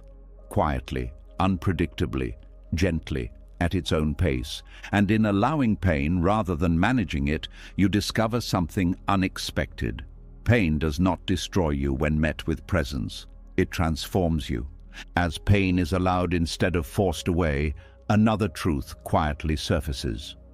Not all control comes from fear of the future. Some of it comes from the past, from losses that were never fully felt, from goodbyes that were rushed, from moments where survival demanded strength instead of sorrow. Control steps in where grief was not given space. There is a particular heaviness that comes from loss that was never processed. It does not always show up as sadness. Often, it disguises itself. It becomes rigidity. It becomes the need for certainty. It becomes planning everything in advance so nothing unexpected can hurt again. This is how control becomes a mask for grief. Grief is not only about death, it is about endings, the end of relationships, the end of dreams, the end of safety, the end of who you thought you would be. When these endings happen too quickly or too often, the nervous system may not have the capacity to feel them fully. So it adapts. That adaptation often looks like control. If you can prevent loss from happening again, you won't have to feel what you couldn't feel before. If you can anticipate every outcome, nothing will catch you off guard. If you can stay prepared, you won't be vulnerable. This strategy makes sense. It is protective, but it comes at a cost. Unmet grief does not disappear.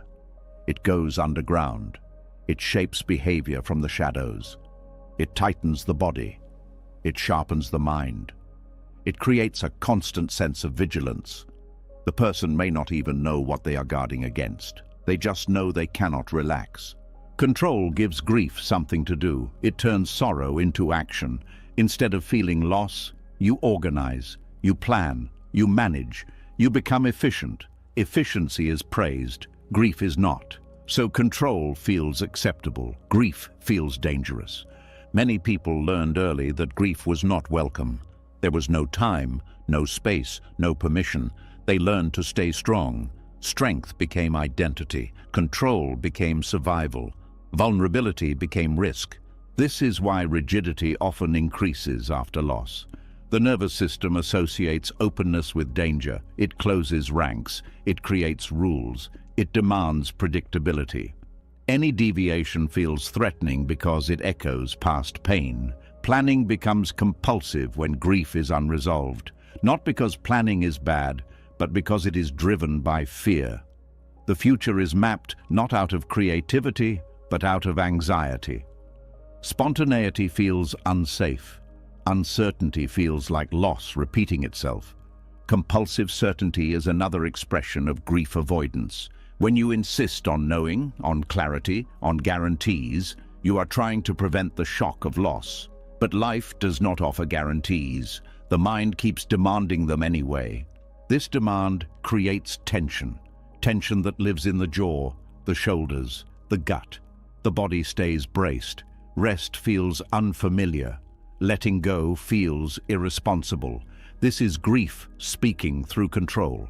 Grief also expresses itself as intolerance, intolerance of mistakes, intolerance of ambiguity, intolerance of others' unpredictability.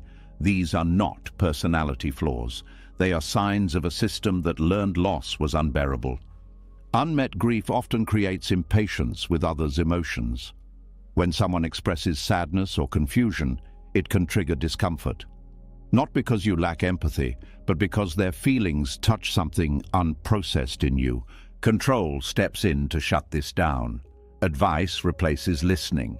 Fixing replaces presence. Certainty replaces compassion. This protects you from feeling, but it also blocks connection. Grief needs witnessing. When it is not witnessed, it looks for other outlets. Control is one of the most socially acceptable outlets. It earns praise, it looks competent, it hides vulnerability. But the cost is subtle and ongoing. Relationships feel tense, joy feels fragile. Relaxation feels earned rather than natural. There is always something to manage, something to prepare for, something to fix. Grief also affects how you relate to time. You may rush because you fear running out, or you may freeze because moving forward feels like betrayal of what was lost. Control oscillates between these extremes. Unresolved loss often creates a fear of repetition. You try to ensure that nothing similar ever happens again. But this fear limits life. You avoid risks. You avoid attachment. You avoid depth. Depth reminds you of loss. Control promises protection, but it also isolates. You may feel alone even when surrounded by people. Grief wants connection. Control blocks it. The mind often believes that if grief is allowed, it will overwhelm everything. This belief keeps grief contained. But grief, like pain, moves when allowed. It does not destroy, it softens. Allowing grief requires safety. Safety comes from slowing down, from presence, from compassion. Control creates busyness. Busyness avoids grief. When grief is finally given space, it often surprises people. It may not look how they expected. It may come in waves. It may come quietly.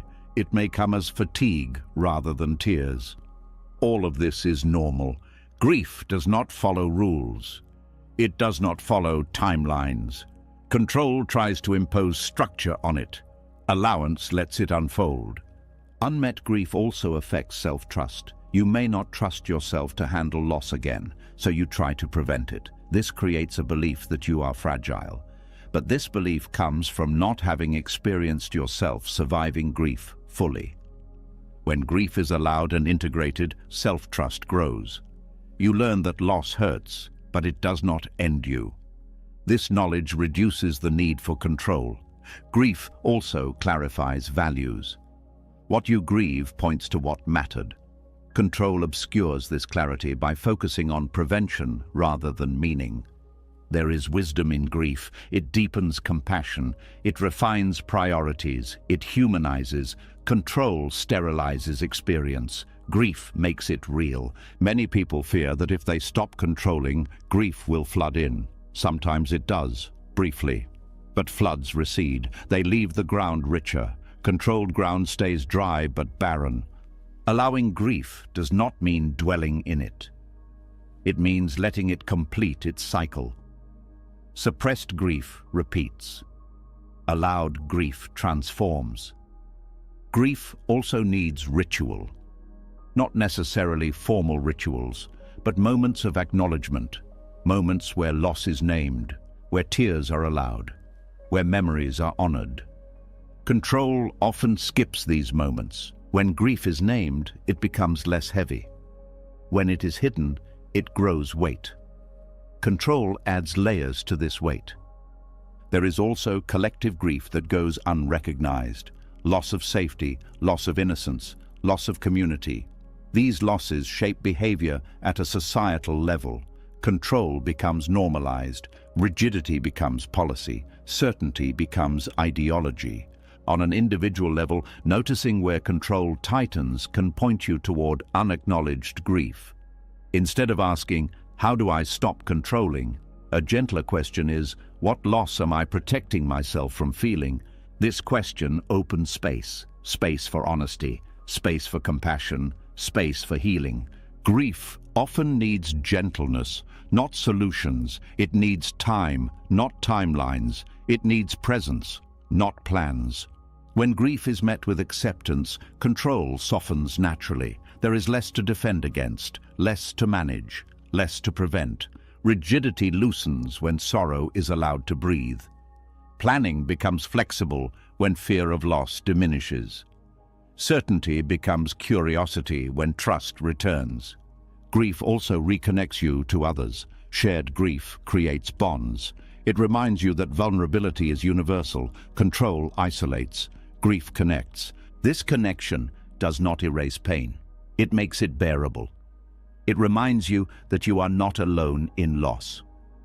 When grief is no longer hidden, life feels less brittle. You are less afraid of change, less afraid of endings, less afraid of feeling deeply. Control once felt like protection, but protection built on avoidance is fragile. Grief-integrated living is resilient. Resilience does not mean you won't be hurt again. It means you trust yourself to feel and recover. This trust reduces the need to armor up. As grief is allowed, something unexpected happens. Softness returns. Not weakness, softness, a willingness to be touched by life again. This softness allows joy to enter more fully. Joy and grief are not opposites, they coexist. Control blocks both. Unmet grief kept control alive. Met grief lets control rest. When grief is given space, rigidity loses its purpose. Planning becomes a tool, not a shield. Certainty becomes preference, not necessity. And in this shift, life feels more honest, more spacious, less managed, more lived. Grief does not ask you to collapse. It asks you to feel. And when you do, the need to control slowly releases its grip, not because you forced it, but because it is no longer needed. As grief is finally allowed to surface instead of being masked by rigidity, another pattern becomes visible. Control is no longer only about managing life or avoiding loss. Sometimes it turns inward. It becomes a way of managing yourself, your thoughts, your behavior, your body. And when this inner control is driven by shame, it quietly becomes a form of violence. There is a kind of discipline that looks admirable from the outside. It appears as self-control, restraint, high standards, and constant self-improvement. But beneath it, there is often a harsh voice that says, "You are not enough as you are." This voice does not motivate through encouragement. It motivates through fear. Shame-based self-control is not about growth. It is about correction. It assumes there is something fundamentally wrong that must be fixed, suppressed, or overcome. Every mistake becomes evidence. Every slip becomes a verdict. The body becomes an object to manage rather than a living system to care for. This form of control often begins early. Many people learned that love, safety, or belonging depended on performance. They were rewarded for being good, quiet, strong, or successful. Over time, this external pressure became internalized. The watcher moved inside. Self-control rooted in shame does not rest. It is always monitoring, always evaluating, always comparing who you are to who you think you should be. This constant surveillance creates tension. The nervous system stays activated because it is never allowed to relax into acceptance. Violence does not always involve force. Sometimes it involves denial, denial of rest, denial of softness, denial of emotion. When you push yourself beyond limits while ignoring signals of exhaustion or pain, that is a form of self-directed harm. Shame-based discipline often praises suffering. You believe that if something is hard, it must be good. If you are exhausted, you must be doing something right. This belief disconnects effort from wisdom. It glorifies strain. There is a difference between commitment and punishment. Commitment arises from care. Punishment arises from rejection. When you discipline yourself because you believe you are broken, the discipline itself reinforces that belief. The body feels this difference immediately. Compassionate discipline creates steadiness. Shame-based control creates tightness. One builds capacity, the other depletes it. Many people confuse self-control with strength, but strength that relies on self-attack is unstable. It requires constant pressure. The moment pressure drops, collapse follows. This cycle creates burnout. Burnout is not a failure of willpower, it is a failure of relationship. A relationship with yourself built on criticism cannot be sustained. Shame-based control also fragments the self. Parts of you are labeled acceptable, other parts are exiled, anger is suppressed, sadness is minimized, desire is policed. This fragmentation creates inner conflict. Inner conflict drains energy. You are always fighting yourself. Progress feels hollow because it is achieved at the cost of wholeness. This inner violence often hides behind productivity. You stay busy to avoid feeling inadequate. You stay disciplined to avoid feeling weak. But these strategies do not heal shame. They feed it. Shame tells you that worth must be earned. Compassion tells you that worth is inherent. These two messages cannot coexist peacefully. When shame is in charge, compassion feels undeserved. This is why self-kindness often feels uncomfortable. It triggers suspicion. If I am gentle with myself, will I become lazy? This fear misunderstands how humans actually grow. Growth does not come from punishment, it comes from safety. When the nervous system feels safe, learning accelerates. When it feels threatened, learning narrows. Compassion restores balance by changing the internal environment. Instead of forcing change, it creates conditions where change can happen naturally. This does not mean abandoning discipline, it means redefining it. Discipline rooted in compassion listens to limits, it respects cycles, it adapts. For example, compassionate discipline notices fatigue and responds with rest rather than criticism. It notices emotional pain and responds with curiosity rather than suppression. Shame-based control often treats emotions as obstacles. Compassion treats them as signals. Signals guide behavior. Suppressed signals create confusion. Self-control, rooted in shame, often relies on comparison. You measure yourself against ideals, others, or imagined standards. Comparison keeps shame alive. Compassion replaces comparison with attunement. Attunement means listening inwardly. It means asking, what is needed right now, rather than what should I be doing? This question shifts authority from external standards to internal wisdom. Internal wisdom is quieter. It does not shout. It does not threaten. It guides gently. Violence against the self also shows up in language. The way you speak to yourself matters. Harsh internal dialogue keeps the nervous system on edge. It reinforces a sense of danger. Compassionate language does not excuse harmful behavior. It contextualizes it. It recognizes causes instead of assigning blame. When you make a mistake, shame says, "This proves who you are." Compassion says, "This shows where support is needed." One collapses possibility, the other opens it. Balance returns when discipline serves life rather than identity. You act not to become worthy, but because something matters. Motivation shifts from fear to care. This shift often feels unfamiliar. Shame-driven systems are loud. Compassionate systems are quiet. Quiet can feel empty at first, but emptiness here is space. In this space, rest becomes possible without guilt. Play becomes possible without justification. Effort becomes more sustainable because it is not fueled by self-hatred. Compassion also reconnects you to your body. Instead of overriding signals, you listen. Hunger, fatigue, tension, and emotion become guides rather than enemies. Listening builds trust. Trust reduces the need for control. When you trust yourself, you do not need to dominate yourself. Self-trust grows through experience. Each time you respond with care instead of punishment, you reinforce a new pattern. Over time, this pattern becomes default. There may be fear that compassion will remove standards. In reality, it refines them. Standards become aligned with values rather than shame. Values-driven discipline is flexible. It adjusts when conditions change. Shame-driven discipline is rigid. It breaks under pressure. Balance is not static. It is dynamic. Compassion allows for recalibration. Shame demands perfection. When compassion leads, failure is information, not indictment. Information guides learning. Indictment freezes it. This does not mean abandoning accountability. Accountability without compassion becomes cruelty. Accountability with compassion becomes growth. Violence against the self often mirrors violence experienced earlier in life. Internal control replaces external control. Compassion interrupts this cycle.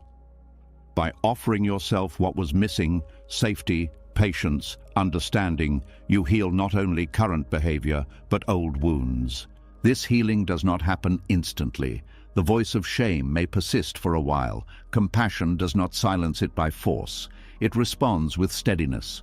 Over time, the voice loses authority, not because it was defeated, but because it was understood. Discipline rooted in compassion feels different in the body. There is effort, but also ease. There is direction, but also rest.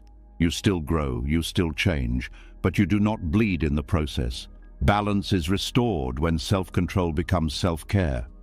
When guidance replaces domination. When kindness becomes strength. This transformation does not make you weaker. It makes you whole. And wholeness does not require constant control to exist. When shame loosens its grip, discipline becomes an expression of respect rather than punishment. And in that respect, something long strained finally relaxes. As compassion replaces harsh self-control, a new temptation quietly appears. The urge to rest inside acceptance becomes so relieving that it risks turning into something else, something softer on the surface, but just as avoidant underneath. This is where surrender can be misunderstood, and where trust in life can slip into denial. There is a kind of relief that comes when you stop fighting yourself. when shame loosens, when discipline becomes humane. In that relief, it is easy to say, everything is fine, even when it is not. It is easy to call avoidance peace. It is easy to mistake detachment for wisdom. This is where spiritual bypassing begins. Spiritual bypassing happens when spiritual ideas are used to avoid uncomfortable realities. It sounds calm, it sounds accepting, but underneath, something essential is missing. Responsibility, boundaries, discernment. Without these, surrender becomes dissociation. Trusting life does not mean pretending harm is harmless. It does not mean ignoring patterns that need attention. It does not mean staying in situations that erode your dignity or safety. True trust is grounded, not airy. It is rooted in awareness, not escape. Many people confuse surrender with passivity because they are tired. Tired of effort, tired of self-correction, tired of control. In that exhaustion, the idea of just letting everything be feels like relief. But letting everything be without clarity often leads to repetition of suffering. Surrender without discernment is not freedom. It is resignation, and resignation carries quiet resentment. Resentment turns inward or outward over time. It does not dissolve simply because it is dressed in spiritual language. Trusting life begins with seeing life clearly, not as ideal, not as benevolent in every moment, but as complex, capable of beauty and harm, growth and decay, wisdom and ignorance. Trust does not deny this complexity. It learns to navigate it. Spiritual bypassing often shows up as premature acceptance. You accept before you feel. You forgive before you grieve. You let go before you understand. This creates an emotional backlog. What is bypassed does not disappear. It resurfaces later, often louder. True surrender includes emotional honesty. If something hurts, it is acknowledged. If something feels wrong, it is examined. Trust does not silence intuition. It sharpens it. Boundaries are often misunderstood as control, but boundaries are not about dominating others. They are about clarity of self. A boundary says, this is where I end and you begin. Without boundaries, trust becomes confusion. Trusting life does not require you to tolerate harm. It requires you to recognize what is happening without distortion. Sometimes the most trusting act is to step away, to say no, to protect what is vulnerable. Spiritual bypassing often discourages anger. Anger is labeled unspiritual, but anger is not the enemy. Unexamined anger is. Anger contains information about violation, injustice, and unmet needs. When anger is bypassed, those needs remain unmet. Trusting life means trusting your emotional signals, not acting them out impulsively, but listening to them. Discernment grows from listening, not suppressing. There is also a misconception that surrender means giving up effort. In reality, surrender changes the quality of effort. Effort becomes responsive instead of forceful. You act because something is needed, not because you are trying to control outcomes. Spiritual bypassing avoids responsibility by attributing everything to fate, karma, or divine will. While these ideas can offer perspective, they can also be used to avoid accountability. Responsibility grounds spirituality in lived reality. You are responsible for how you speak, how you act, how you repair harm. Surrender does not absolve you of this. It supports it by reducing defensiveness. When you trust life, you also trust cause and effect. Actions matter. Choices shape experience. Trust does not deny consequences. It works with them. Another sign of bypassing is the refusal to engage with complexity. Everything is reduced to simple explanations. Pain is minimized. Conflict is spiritualized away. This creates distance from real life. Trusting life means staying engaged even when things are messy. It means being willing to feel confused, to ask hard questions, to admit uncertainty. Certainty is often a refuge from fear. Trust can tolerate not knowing. Non-attachment is often misunderstood as non-involvement. In Buddhism, non-attachment does not mean not caring. It means caring without clinging. You show up fully without demanding control over results. This distinction is subtle but crucial. Bypassing disengages. True surrender remains present. Trusting life also means trusting yourself. Not the ego's need to be right, but your capacity to respond wisely. This trust grows through experience. Each time you face difficulty without collapsing or avoiding, trust deepens. Spiritual bypassing avoids discomfort by staying abstract. It talks about love without touching pain. It speaks of peace without addressing injustice. This creates a split between values and behavior. Integration heals this split. Integration means your spirituality shows up in how you live, not just how you think, in how you treat others, in how you set limits, in how you repair mistakes. Trust without boundaries often leads to exploitation. Trust with boundaries creates safety. Safety allows openness. This is not contradiction, it is balance. Discernment is the capacity to see clearly. It is not judgment, it is recognition. Discernment notices patterns. It notices when something consistently causes harm. It notices when change is unlikely. Trusting life includes trusting these observations, not overriding them with idealism, not denying them with hope. Hope without realism becomes denial. Surrender also does not mean suppressing desire. Desire points to aliveness.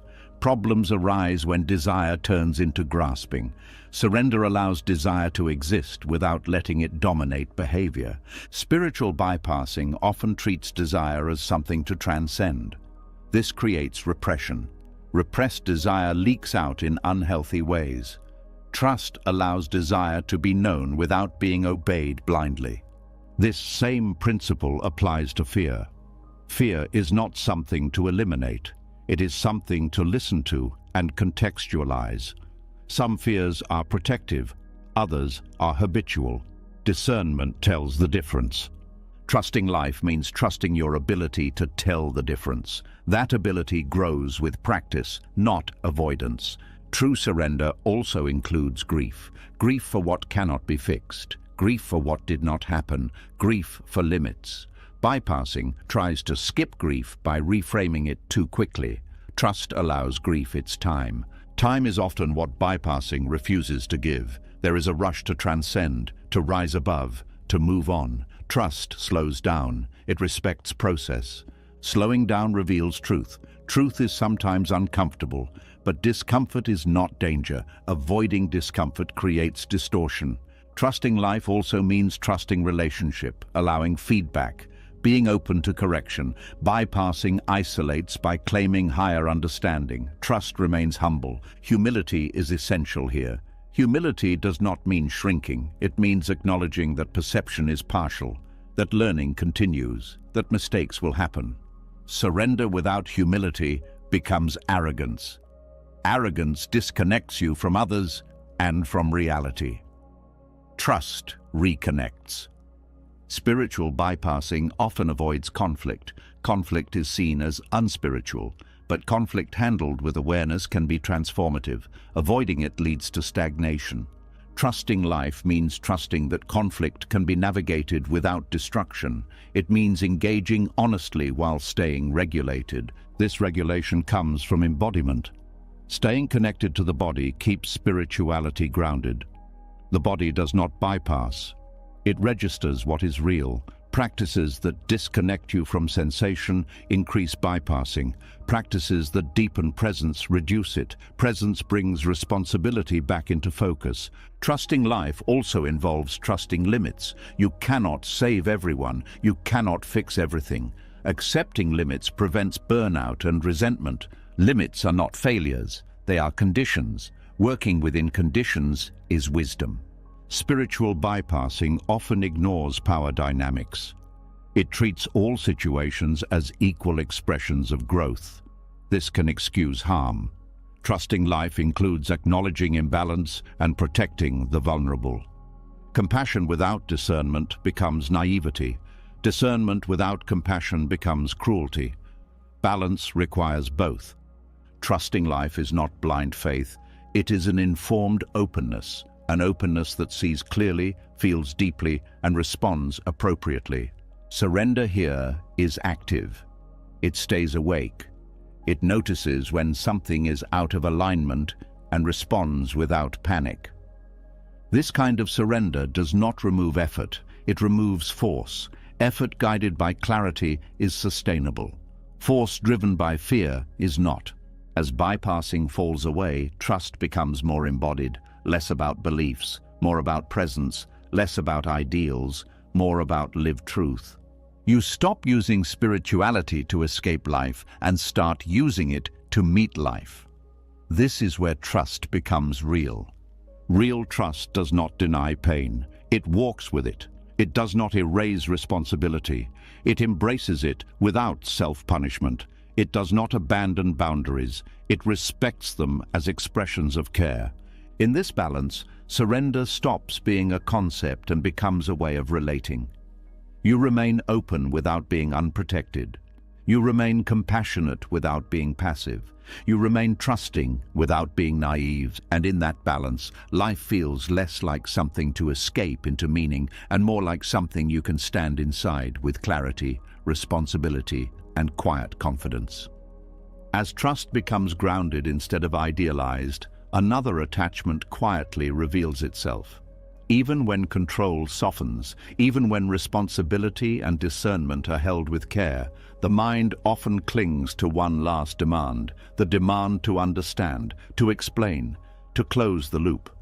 And when that demand is not met, tension returns. There is a particular discomfort that arises when something ends without explanation. A conversation that never happened, a relationship that faded without clarity, a loss that makes no sense. The mind reacts by searching. It wants a reason, a lesson, a final answer that will make the experience feel complete. This search feels natural. Meaning creates orientation.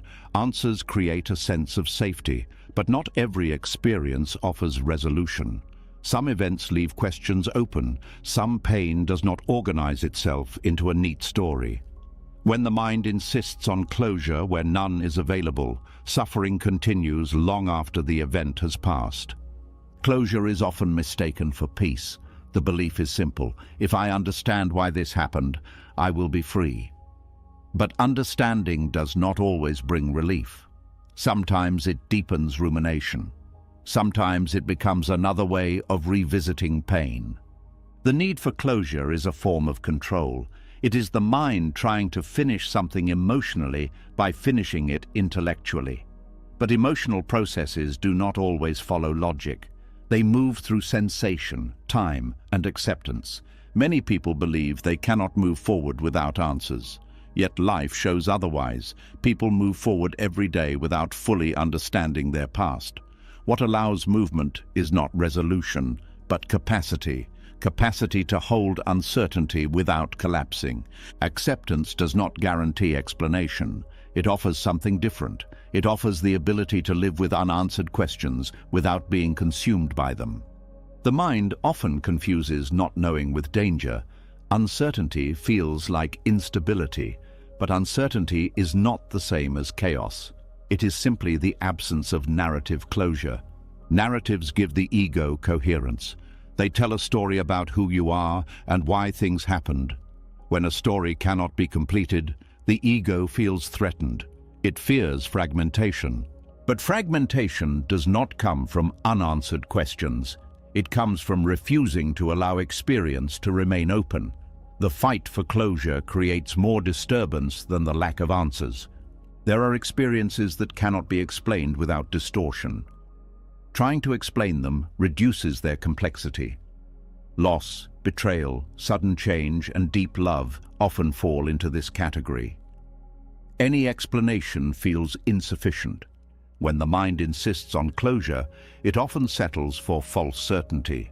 It creates explanations that blame, idealize, or oversimplify. These explanations feel relieving at first, but they rarely last. Doubt returns. The freedom of not needing closure begins when you recognize that peace does not depend on understanding everything. Peace depends on your relationship with not knowing. Not knowing does not mean ignorance. It means humility. It means acknowledging the limits of perspective. It means accepting that some things unfold beyond comprehension. This acceptance is not passive. It requires strength. The strength to stay present without filling gaps prematurely. The strength to feel without explanation. The body often processes experiences faster than the mind. You may notice that even without answers, your body slowly settles. Sleep improves. Breath deepens. Moments of ease appear. This is healing without closure. The mind may protest this. It says, "But I still don't understand." Understanding is not the same as integration. Integration happens when experience is allowed to settle into the system without being constantly interrogated. Interrogation keeps the nervous system alert. Alertness prevents rest. Rest allows integration. Integration reduces suffering. Many people chase closure because they believe it will prevent future pain. If I understand this, it won't happen again. But life does not offer that guarantee. Even fully understood pain can repeat. What changes is how you meet it. Not needing closure builds resilience. Resilience does not come from certainty. It comes from adaptability. Adaptability grows when you learn to live without full control of meaning. There is also grief hidden in the need for closure. Grief for the story you wanted. Grief for the explanation you deserved but never received. Allowing this grief is more healing than forcing an answer. When closure is not available, the invitation is to grieve the absence of closure itself. This grief is often overlooked, but it matters. Acceptance here means letting the question exist without demanding it resolve. The question may soften over time. It may lose urgency. It may remain. None of these outcomes require force. The mind often worries that without closure, life will feel incomplete. But life is always incomplete. It is ongoing. Closure is a mental preference, not a requirement for living. In Buddhism, clinging to views is a source of suffering. Views include explanations, beliefs, and conclusions about experience. Letting go of the need for closure is letting go of a view. This does not mean rejecting meaning altogether. It means allowing meaning to be provisional, flexible, open to change. Sometimes understanding comes years later. Sometimes it never comes. Sometimes the understanding that comes is different from what you expected. Acceptance allows this variability. Peace without resolution feels different. It is quieter. It does not provide a sense of triumph. It feels like less effort, less mental noise, less revisiting. This peace often arrives gradually. You notice you think about the event less. When you do think about it, it hurts less. Not because you solved it, but because you stopped fighting its unsolved nature. Not needing closure also changes how you relate to others. You stop demanding explanations they cannot give. You stop waiting for apologies that may never come. This does not excuse harm. It frees you from waiting. Waiting for closure from others gives them power over your peace. Releasing that need returns power to you. This does not mean suppressing the desire for answers. It means acknowledging the desire without obeying it. Desire can exist without being satisfied. When the desire for closure is seen clearly, it loosens. You see it as a habit of mind rather than a necessity. The mind learns that it can tolerate unresolved questions. This tolerance reduces anxiety. Anxiety thrives on the belief that uncertainty is unbearable. Tolerance of uncertainty is a mature capacity. It develops through practice. Each time you allow a question to remain open without spinning stories, capacity grows. This practice also deepens presence. Without the pull of explanation, attention returns to what is happening now. The present moment does not require closure. It requires contact. Contact with life, as it is, brings vitality. Vitality does not depend on understanding the past or predicting the future. It arises from engagement with now. Not needing closure also allows forgiveness without reconciliation. You can release bitterness without restoring relationship. This protects boundaries while freeing the heart. Forgiveness here is not a moral act, it is a release of fixation. Fixation keeps pain active. Release allows it to settle. Some people fear that without closure, they will forget important lessons. But lessons that matter integrate without effort. They show up in behavior, not in explanations. You do not need to remember every detail of pain to avoid repeating it. The body remembers. Awareness remembers. Closure often promises finality. Life offers continuity. Continuity means experiences blend into each other. They inform, but do not dominate. When you stop demanding closure, you allow experience to take its place in the larger flow of life. It becomes part of you without defining you. This does not mean indifference. You may still care deeply. You may still feel sadness, but the edge softens, the grip loosens. Peace without resolution feels like standing on open ground. There is no wall behind you, no neat ending, just space. At first, space can feel exposed. Over time, it feels liberating. There is room to move, room to breathe, room to live without constantly looking backward. The mind may still ask questions from time to time. That is natural. The difference is that the questions no longer demand answers to allow life to continue. Life continues anyway. Acceptance allows you to continue with it. This freedom is subtle. It does not announce itself. It shows up as less urgency, less obsession, more ease with complexity. You begin to trust that not everything needs to be resolved to be meaningful, that not every story needs an ending to be lived fully. In this trust, peace stops being something you achieve through understanding. It becomes something that arises when you stop insisting that experience conform to your need for explanation. Not needing closure does not make life simpler. It makes it more honest. And honesty, even when incomplete, is more peaceful than forced resolution. You learn to live with open questions the way you live with open skies, not trying to close them, just letting them be. And in that openness, something unexpected happens. Life feels less heavy, not because it makes sense, but because you are no longer demanding that it does. Peace exists there, quiet, unresolved, real. As the need for answers loosens and peace is found without resolution, another attachment quietly comes into focus. It is more intimate than explanations and more persistent than questions. It is the attachment to who you believe you are.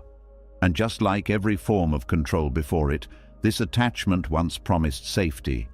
There is a subtle tension that appears when life begins to change you in ways you did not plan. A tightening when you feel yourself acting differently, thinking differently, responding differently. The mind quickly steps in and says, "That's not me." This reaction is not random. It is the ego protecting an identity it believes must remain stable. Identity gives structure. It tells a story about your past and offers a prediction for your future. It says, "This is who I am, this is what I do, this is how I respond." That story creates continuity. Continuity feels safe, but safety built on fixed identity comes with a hidden cost. Clinging to identity is a form of control. It is the attempt to stabilize the self in a world that is constantly changing. When you say, "This is just how I am," you are often trying to protect against uncertainty, vulnerability, and the discomfort of not knowing who you are becoming. Identity can be useful. It helps you navigate the world. But when identity becomes rigid, it resists growth. Growth requires openness. Identity says, "Stay the same." Awakening requires flexibility. Identity says, "Be consistent." This tension shows up whenever life invites change. You may feel drawn to new values, new ways of being, new perspectives, but identity steps in with fear. If I change, who will I be? This fear keeps you loyal to an outdated version of yourself. Attachment to identity often masquerades as authenticity. You tell yourself you are being true to who you are. But authenticity is not loyalty to a fixed self. It is honesty with the present moment. Sometimes honesty reveals that who you were is no longer who you are. Identity also shapes how you interpret experience. Events are filtered through self-concept. Praise reinforces identity. Criticism threatens it. Feedback becomes dangerous when it challenges the image you hold. This is why identity attachment creates defensiveness. Defensiveness is not about disagreement, it is about protection. Protection of a self-image that feels necessary for survival. When identity is threatened, the nervous system reacts as if something essential is at risk. Shame, anger, withdrawal, or justification appear. These reactions are not personal flaws, they are protective responses to perceived annihilation of self. But the self that feels threatened is not as solid as it appears.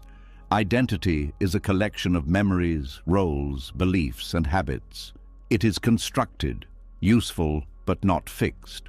When you cling to it, you treat it as permanent. Impermanence applies to identity as much as it applies to everything else.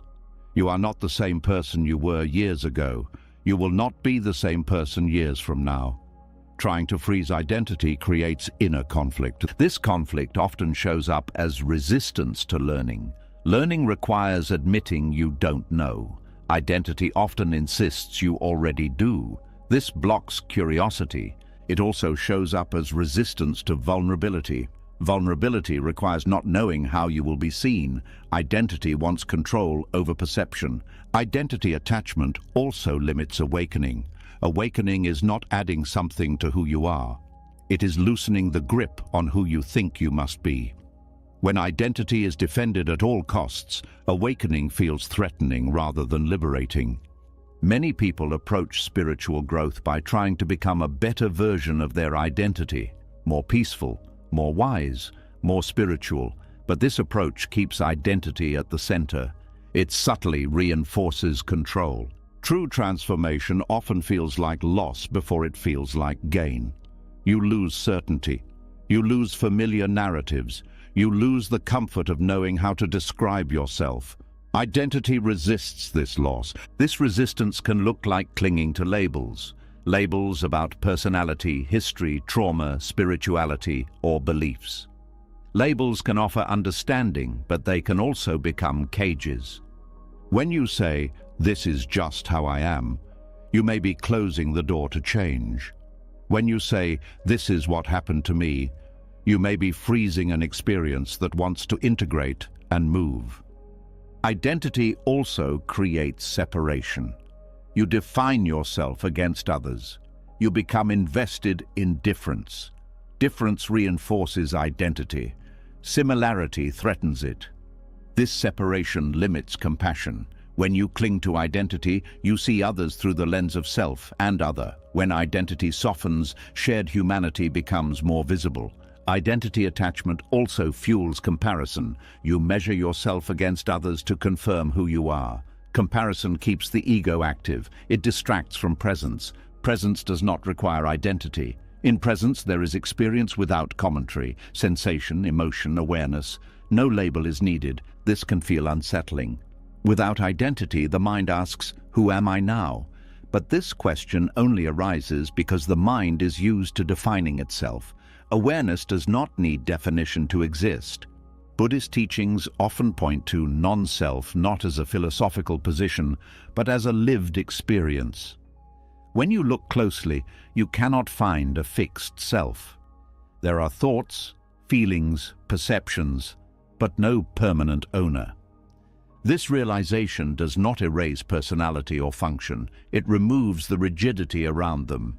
You still respond, but you are not trapped by a story. When identity loosens, growth becomes less threatening. You are not betraying yourself by changing. You are responding to life. Uncertainty becomes more tolerable because you are no longer trying to protect an image. You can say, "I don't know," without feeling diminished. This openness allows learning to resume. Curiosity replaces defense. You listen more. You adapt. Identity attachment often keeps people stuck in roles long after they stop serving. The strong one, the responsible one, the broken one, the healer, the victim. Roles that once helped can become burdens.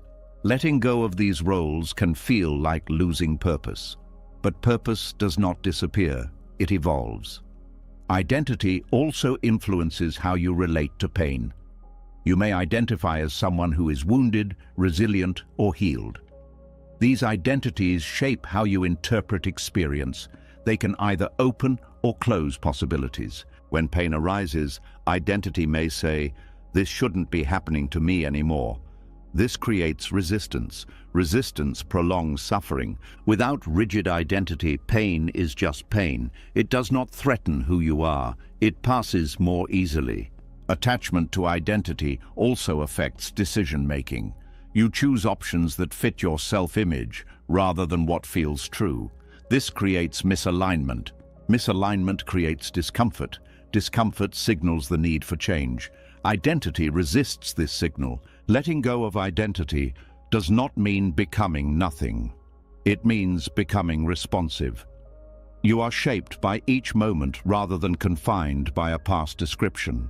This responsiveness feels alive. It allows surprise. It allows growth without self-betrayal. The fear beneath identity attachment is fear of disappearance. Fear that without a defined self, you will not exist.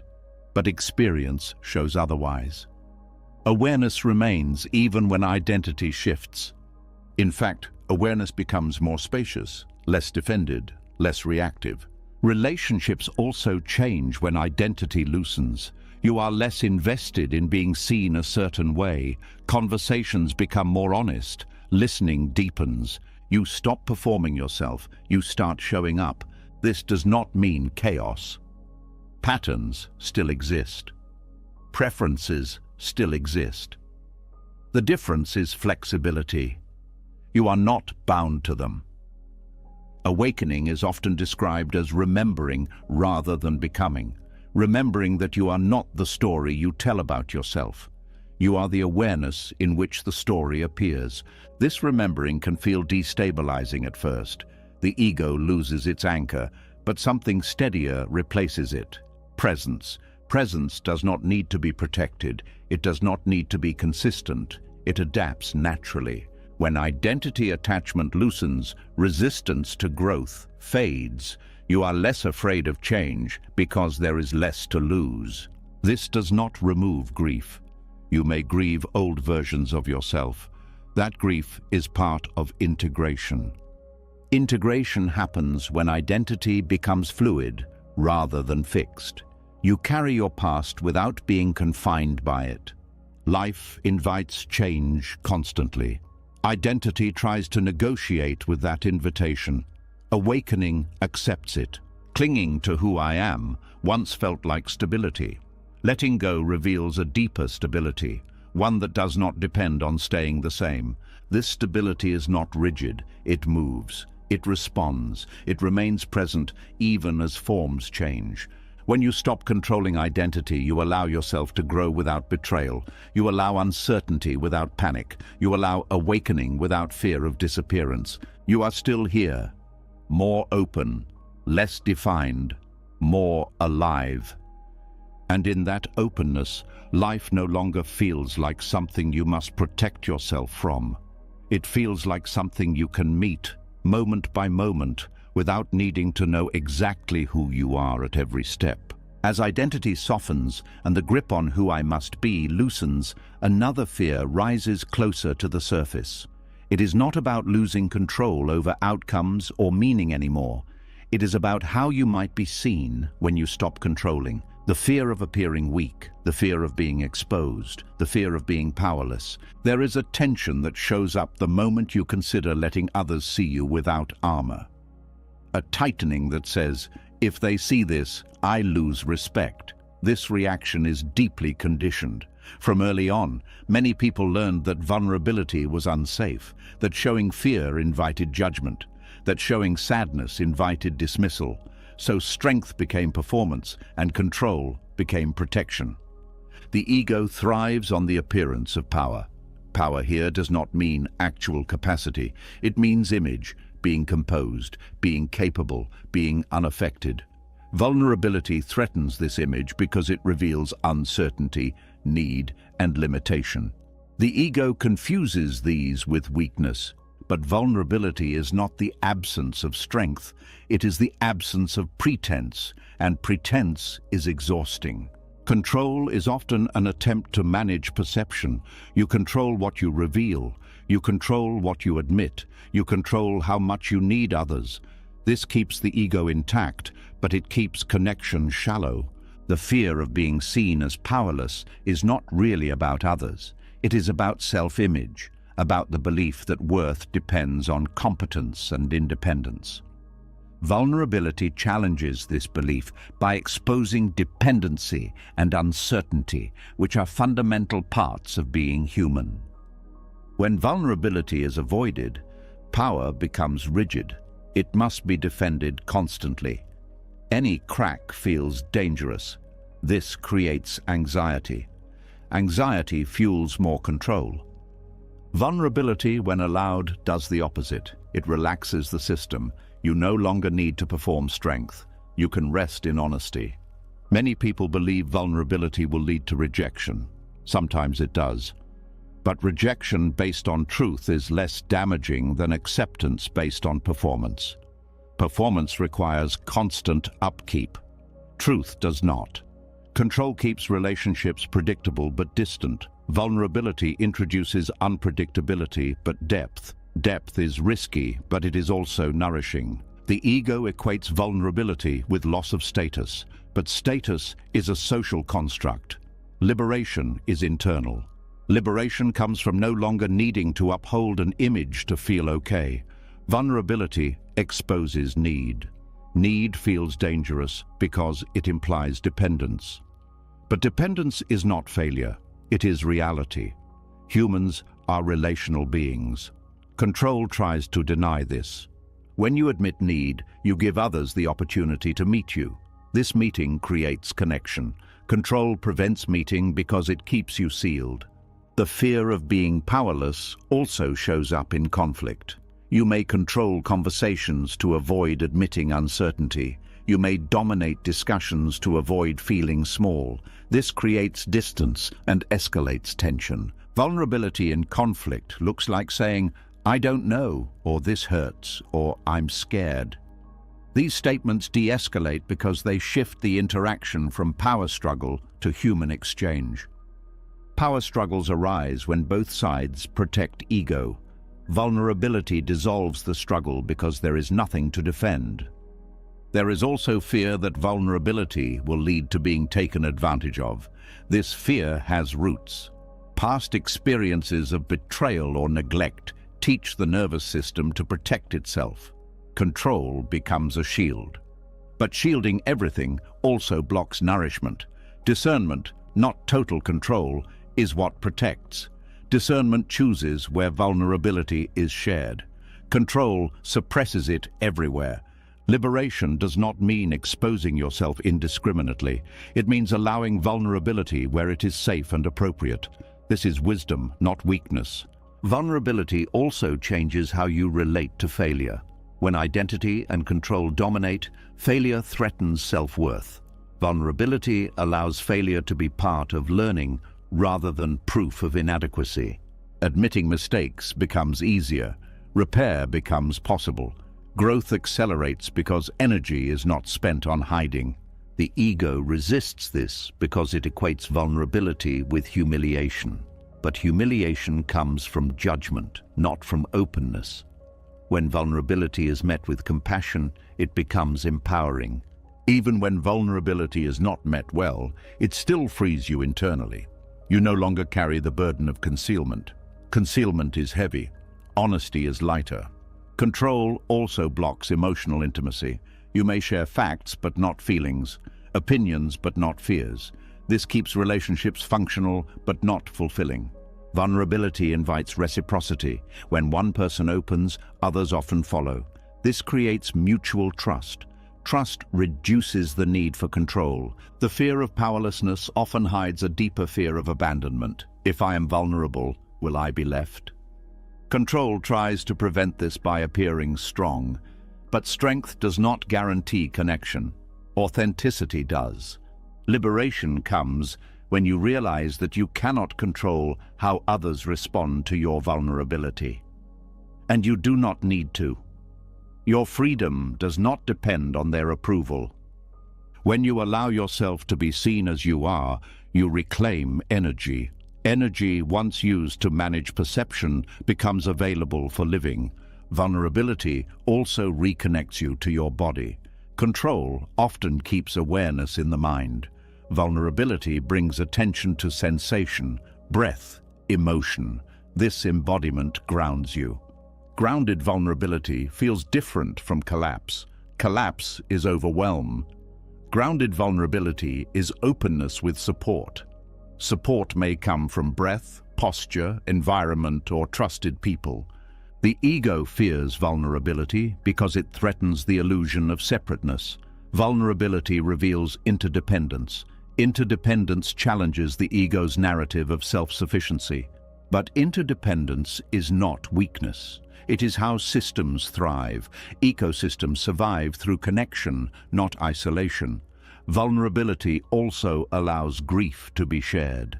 Shared grief is less heavy. Control isolates grief.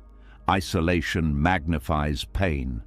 Liberation through vulnerability does not mean constant emotional exposure. It means not hiding from your own experience. It means acknowledging fear, sadness, joy, and uncertainty internally, even when you choose not to share externally. This internal honesty is the foundation. External sharing is secondary. You cannot be vulnerable with others if you are not vulnerable with yourself. Self-vulnerability means admitting confusion, admitting limitation, admitting that you do not have it all together. This admission reduces pressure. Pressure is a form of violence. The fear of being powerless also affects leadership.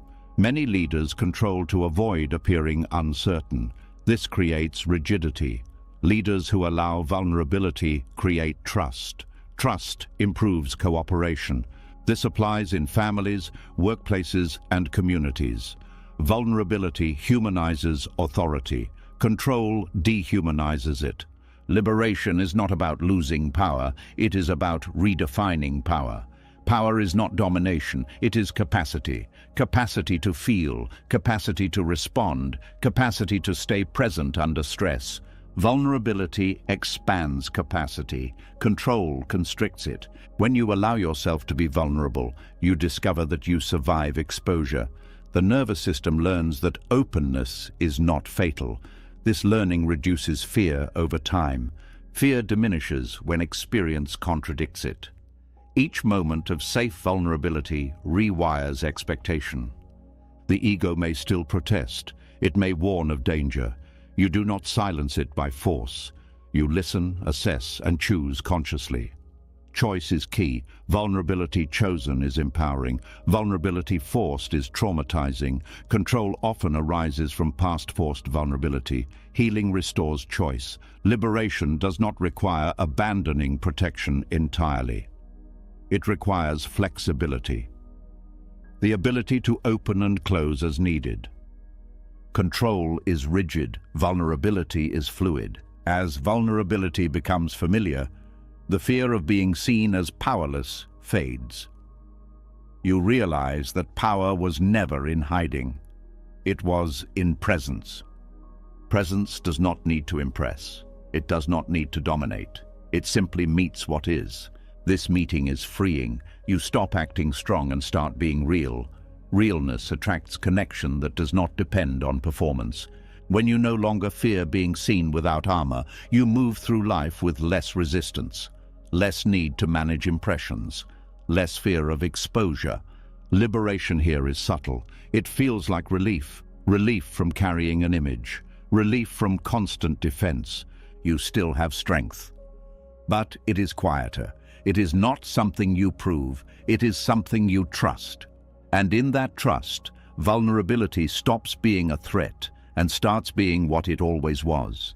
A doorway into connection, authenticity, and freedom from the exhausting need to control how you are seen. As the fear of being seen without armor begins to fade, a deeper unease quietly takes its place. It is not about exposure anymore. It is about not knowing. Not knowing what will happen, not knowing who you are becoming, not knowing what the next step should be. And for a mind trained to equate certainty with safety, this can feel like standing on open ground with no map. There is a subtle panic that arises when answers fall away. A reflex to reach for conclusions, beliefs, plans, or identities to regain footing. This reflex is understandable. From an early age, knowing was rewarded. Having answers meant competence, not knowing meant weakness. Over time, uncertainty became something to escape rather than something to inhabit. Yet Buddhist practice points to a counterintuitive truth. Not knowing is not a gap to be filled. It is a space to rest in, and learning to rest there is not regression, it is maturity. Uncertainty is often mistaken for confusion, but confusion is agitation, uncertainty is openness. Confusion says something is wrong. Uncertainty says something is unfolding. One tightens the body, the other softens it. The ego resists uncertainty because it cannot control it. Certainty gives the ego structure. It tells a story about cause and effect, about right and wrong, about where things are headed. Uncertainty dissolves that structure. The ego fears dissolution, but awareness does not fear uncertainty. Awareness is spacious enough to hold it. When you stop trying to resolve not knowing, awareness becomes more present, more grounded, more alive. Many people believe that spiritual growth means accumulating insight, more understanding, more clarity, more certainty. But in Buddhist teachings, wisdom often looks like the opposite. It looks like the willingness to stay with questions without rushing to answers. This willingness is not passive. It is deeply attentive. It requires staying present with discomfort. It requires trust in experience rather than belief. It requires patience. Patience here is not waiting for certainty to arrive.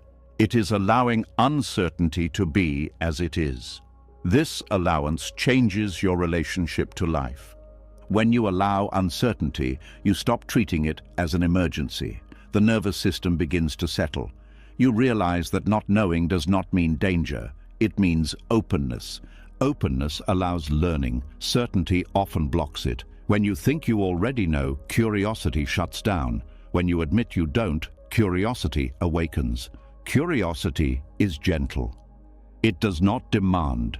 It explores. It notices. It listens.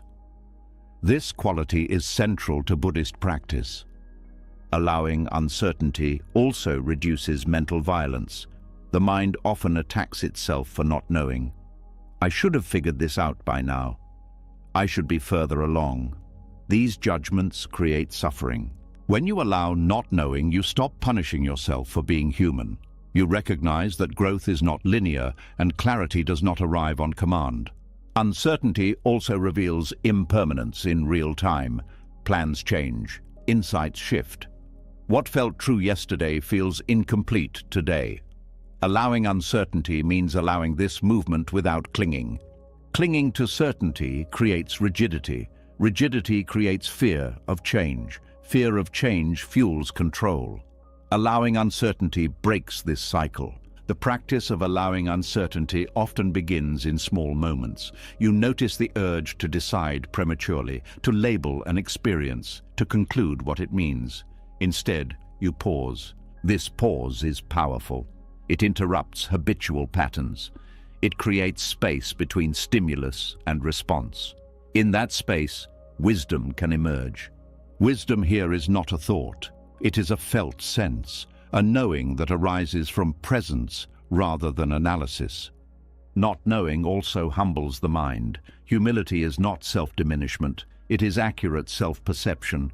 It acknowledges the limits of perspective. This humility reduces arrogance and defensiveness. You become more open to others' views, less attached to being right, more interested in understanding.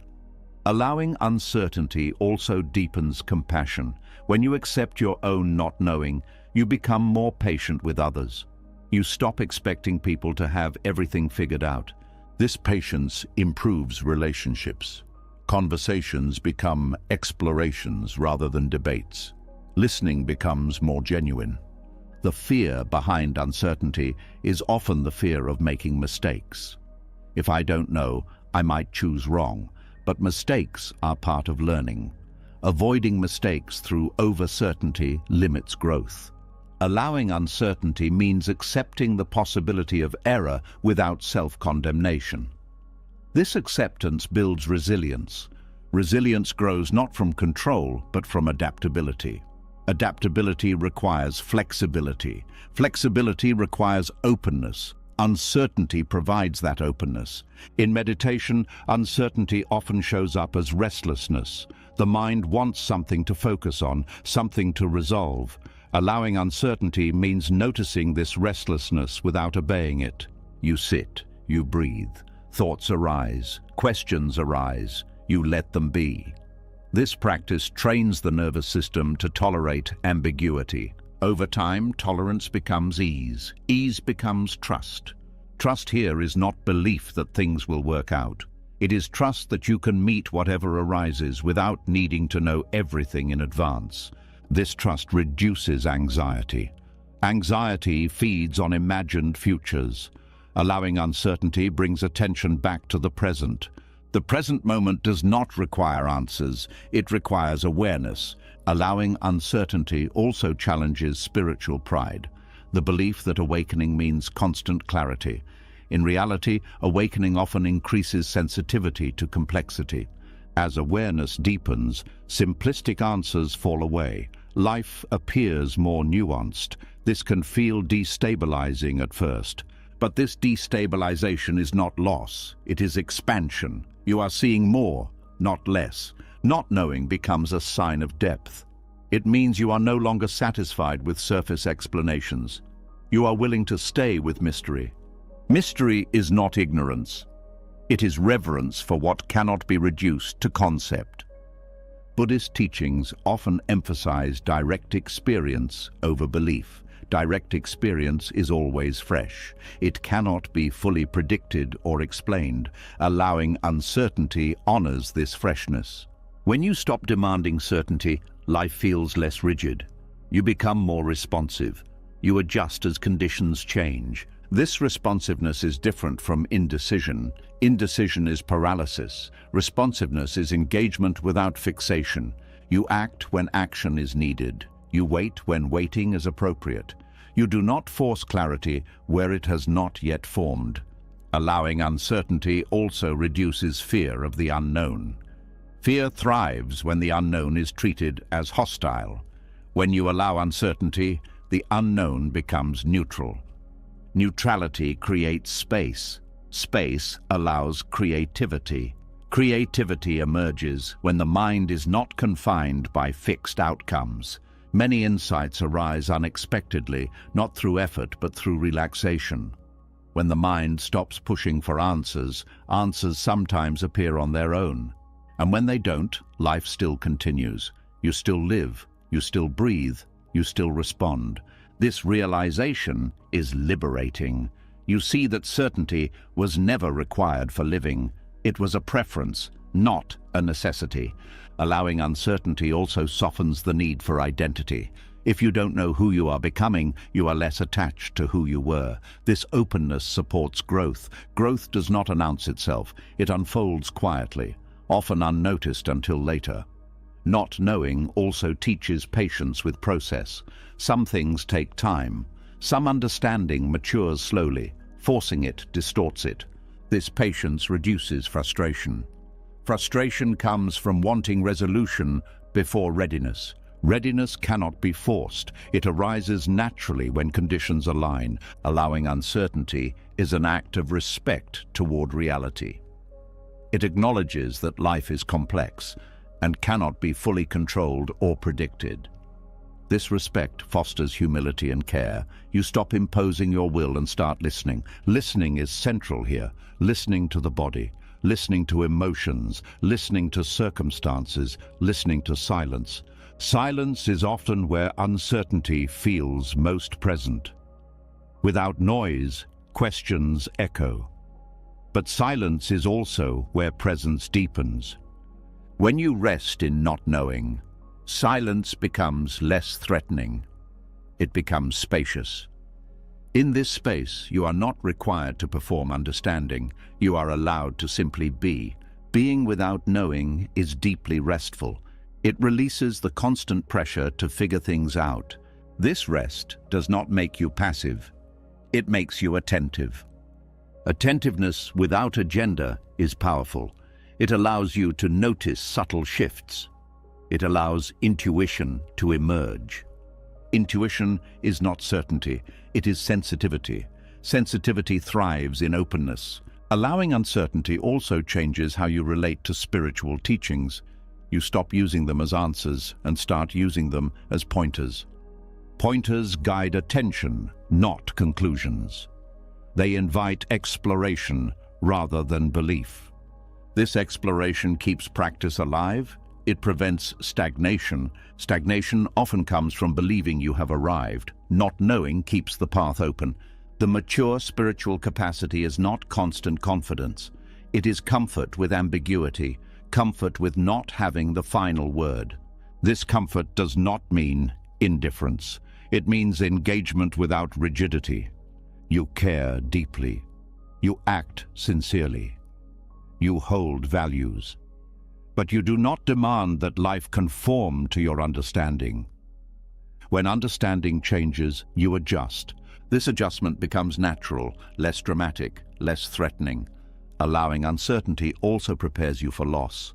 Loss often brings unanswered questions. If you can rest in not knowing, loss is less destabilizing. You grieve without needing explanation. You mourn without needing justification. This does not remove pain. It removes resistance to pain. Resistance intensifies suffering. Allowance softens it. Over time, allowing uncertainty becomes a quiet confidence. Not confidence in outcomes, but confidence in presence.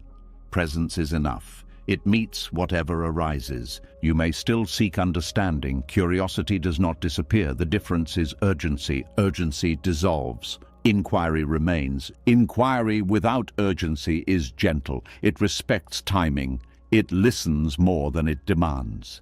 This quality permeates life. Conversations become less about proving. Decisions become less pressured. Waiting becomes more tolerable. Life feels less like a test and more like a process. You stop asking, "When will I know?" and start asking, "What is here now?" This question anchors you. Allowing uncertainty does not make life smaller. It makes it wider, more breathable, less constrained by fear. In that wideness, you discover that not knowing was never a failure. It was an invitation. An invitation to stay present, to remain open, to trust awareness rather than answers. And as you accept this invitation again and again, uncertainty loses its edge. It becomes a companion rather than an enemy. You no longer rush to close it. You learn to stand within it. And in standing there, you find a quiet stability that certainty never provided. As resting in not knowing becomes more familiar, something else begins to shift quietly in the background. The mind loosens its grip on answers, but another habit remains active. Expectations. Expectations about how life should unfold, how people should behave, how healing should look, how suffering should resolve. These expectations often feel reasonable, even kind, but they carry a hidden cost. There is a subtle closing of the heart that happens when expectations harden. Not because you stop caring, but because you start filtering reality through conditions. When things meet those conditions, compassion flows easily. When they don't, compassion narrows, delays, or disappears altogether. Control and compassion cannot fully coexist.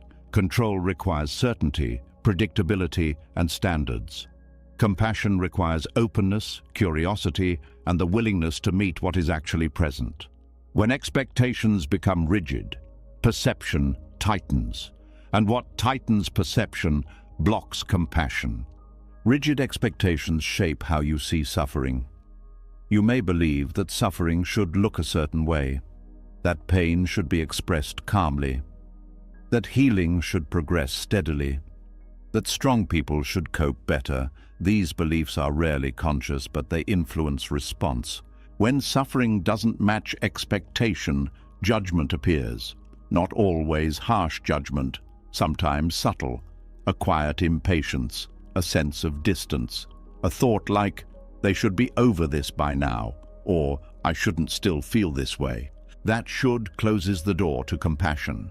Compassion is not agreement. It is not approval. It is accurate seeing. Accurate seeing requires dropping the idea of how things are supposed to be. Control interferes by insisting on form over reality. This happens inwardly first. When you hold rigid expectations about yourself, you limit self-compassion. You may believe you should be stronger, calmer, wiser, more healed. When you fall short of these internal standards, self-criticism replaces care. Self-criticism feels motivating, but it is corrosive. It does not reduce suffering. It adds another layer to it. Compassion would say, this is hard. Control says, this shouldn't be happening. The nervous system feels the difference immediately. Compassion softens, control tightens. Tightening reduces sensitivity. Reduced sensitivity makes it harder to perceive suffering accurately. This misperception extends to others. When you expect people to behave according to your standards, you stop seeing the conditions shaping their behavior. You see choice where there may be capacity limits. You see intention where there may be fear. Compassion depends on context. Control strips context away. It reduces complex human experience to right and wrong, progress and failure, strength and weakness. Buddhist teachings emphasize seeing suffering clearly. Clear seeing requires openness. When expectations dominate, seeing becomes selective. You see what fits your narrative. For example, you may believe compassion means staying calm. When someone expresses pain with anger or chaos, you withdraw. You may label them difficult, but their suffering has not disappeared. It has simply become invisible to you. Control often mistakes composure for health, but many people suffer quietly, others suffer loudly. Compassion does not choose based on presentation. It meets suffering wherever it appears. Rigid expectations also affect empathy. Empathy requires imagination and flexibility. When you assume you know how someone should feel, you stop listening to how they actually feel. Listening is central to compassion. Control interrupts listening by preparing responses, judgments, or fixes. Compassion listens without agenda. Agenda is key here. Control always has one. Even benevolent agendas interfere with compassion. When you approach someone's suffering with the goal of resolving it, you may miss what they need most: to be seen. Being seen is not the same as being fixed. Control focuses on fixing. Compassion focuses on witnessing. Witnessing suffering does not mean passivity. It means presence without distortion. From clear presence, appropriate action can arise, but action that arises before understanding often misses the mark. Rigid expectations also create hierarchy. You see yourself as the one who knows, copes, or understands. Others become examples of what not to be. This hierarchy blocks mutual compassion. Compassion thrives in equality. Equality does not mean sameness. It means recognizing shared vulnerability. Control denies shared vulnerability by insisting on roles. Roles like helper, strong one, healed one, leader. These roles distance you from others' pain. They also distance you from your own. When you cling to the role of the one who has it together, your own suffering becomes unacceptable. You hide it. Compassion towards self diminishes. Compassion towards others becomes conditional. Control also narrows time. You expect suffering to resolve on a schedule. When it doesn't, frustration arises. Frustration is often misdirected at the person who is suffering, but suffering does not follow timelines. Grief, trauma, confusion, and fear move in cycles. Compassion understands this. Control resists it. Resistance shows up as impatience. Impatience communicates withdrawal. It says, "You are taking too long." This message, even when unspoken, deepens suffering. Compassion says, "There is no deadline for pain." This difference matters. When people feel rushed to heal, they often hide pain rather than resolve it. Control creates performance. Compassion creates safety. Safety allows honesty. Honesty allows healing. Rigid expectations also shape moral judgment. You may believe people should know better, choose better, act better. While accountability matters, compassion requires understanding capacity. Capacity varies based on nervous system regulation, history, resources, and support. Control ignores capacity. Compassion considers it. This does not excuse harm. It contextualizes it. Context does not remove responsibility. It informs response. Without context, responses become punitive. Punitive responses may satisfy a sense of control, but they rarely reduce suffering. They often increase it. Control also interferes with forgiveness. Forgiveness requires releasing expectations about how the past should have unfolded. When expectations remain, resentment persists. Resentment is frozen compassion. It is compassion that could not flow because expectations blocked it. This freezing happens internally as well. When you expect yourself to have acted differently, self-forgiveness becomes impossible. You replay mistakes. You punish yourself mentally. Compassion cannot reach you because control guards the gate. Letting go of rigid expectations allows compassion to move again. Movement is essential. Compassion is not static. It flows toward what is present.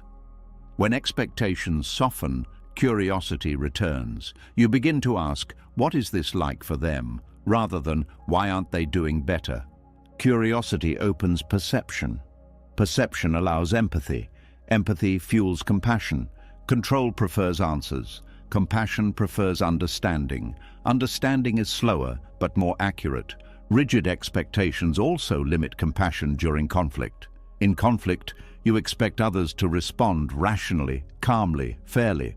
When they don't, you dismiss their suffering and focus on winning. Winning may satisfy control, but it damages connection. Compassion during conflict does not mean agreeing. It means recognizing pain on both sides. Recognizing pain does not weaken your position. It strengthens communication. When people feel seen, defensiveness decreases. Control escalates conflict by insisting on being right. Compassion de-escalates by acknowledging impact. This does not mean abandoning boundaries. Boundaries can coexist with compassion. What blocks compassion is not boundaries, but judgment. Judgment simplifies. Compassion complicates. It allows multiple truths to exist at once. Control prefers simplicity. It wants clean narratives. Compassion tolerates messiness. Messiness includes contradictions. Someone can cause harm and suffer deeply. Someone can be responsible and overwhelmed. Someone can be strong and hurting. Rigid expectations cannot hold these contradictions. Compassion can. Compassion also requires vulnerability. To see suffering clearly, you must allow yourself to feel it. Control avoids feeling by staying analytical. Analysis can be useful, but when it replaces feeling, it blocks compassion. Compassion requires resonance. Resonance happens in the body. Tight control disconnects from bodily awareness. Disconnection limits empathy. When you reconnect with sensation, you become more sensitive to others' pain. Not in a way that overwhelms, but in a way that informs. This sensitivity allows appropriate response. Sometimes response is action, sometimes it is silence, sometimes it is boundary setting. Compassion is flexible, control is rigid. It applies the same response regardless of context. This rigidity shows up in beliefs like, "People need tough love," or "They're just making excuses." These beliefs may contain partial truths, but when applied universally, they block compassion. Compassion requires specificity. It asks, "What is needed here?" Control asks, "What should be done?" The difference is subtle but profound. When you release rigid expectations, compassion becomes more inclusive. You stop reserving it for those who meet your standards. You extend it to yourself when you fall short. This inclusion does not mean permissiveness. It means honesty without cruelty. Cruelty often hides behind control. Control believes suffering should teach lessons. Compassion recognizes that suffering is already teaching something. Adding judgment rarely improves the lesson. Compassion also restores humility. You recognize that under different conditions you might behave similarly. This recognition dissolves superiority. Superiority blocks compassion. Equality enables it. As compassion deepens, the need for control weakens. You no longer need people to be different in order to care. You no longer need yourself to be perfect to be worthy of kindness. This does not reduce standards. It humanizes them. Humanized standards are adaptable. They account for context. They evolve. Compassion changes how you relate to your own expectations. You notice when expectations are rigid and soften them. You replace should with this is. This is open space. Space allows compassion to move. Compassion moving does not solve everything. It does something more fundamental. It reduces isolation. Isolation intensifies suffering. Compassion reconnects. When control loosens, perception widens. You see suffering where you once saw failure. You see fear where you once saw resistance. You see exhaustion where you once saw laziness. This seeing does not make you naive. It makes you accurate. Accuracy is kindness. Kindness grounded in accuracy does not collapse under complexity. It remains steady. This steadiness is what allows you to stay present with suffering without needing to fix it immediately. Presence is often the most compassionate response. Control wants to end discomfort quickly. Compassion is willing to stay. Staying changes things, not always externally, but internally. It communicates you are not alone in this. That message matters. As expectations soften, compassion becomes less conditional, less performative, less strained. It becomes a natural response rather than a moral obligation. And when compassion flows freely, something else happens. Your own suffering becomes easier to meet. You stop fighting it. You stop demanding it resolve on schedule. You see yourself with the same clarity you offer others, not through judgment, through understanding. This understanding does not remove pain. It removes resistance to pain. Resistance is what magnifies suffering. Compassion dissolves resistance. When control steps aside, compassion steps forward, not as sentimentality, but as clear seeing infused with care. Clear seeing does not look away from suffering.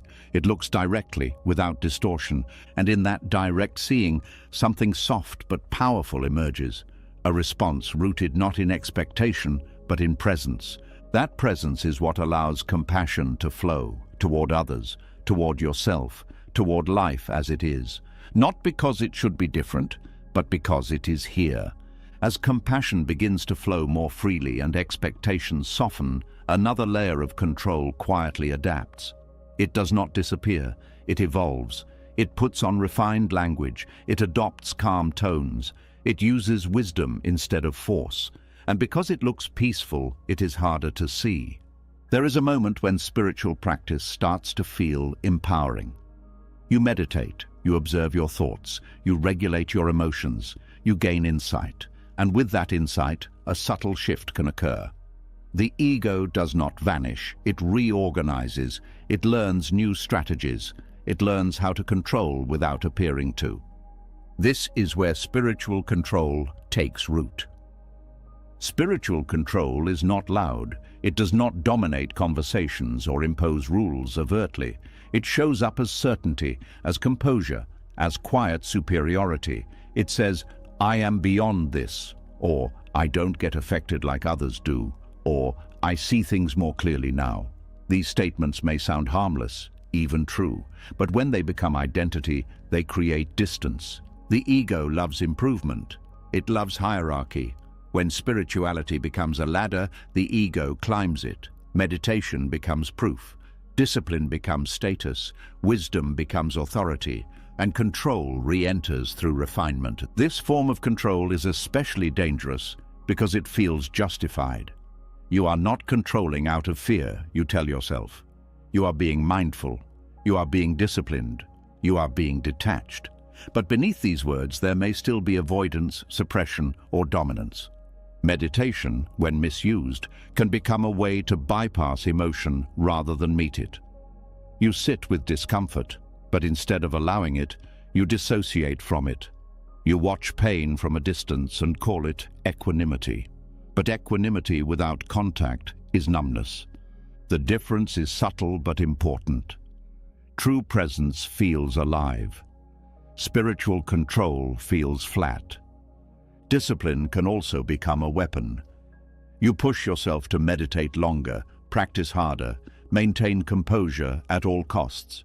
You override signals of fatigue, grief, or anger because you believe you should be beyond them. This is control disguised as commitment.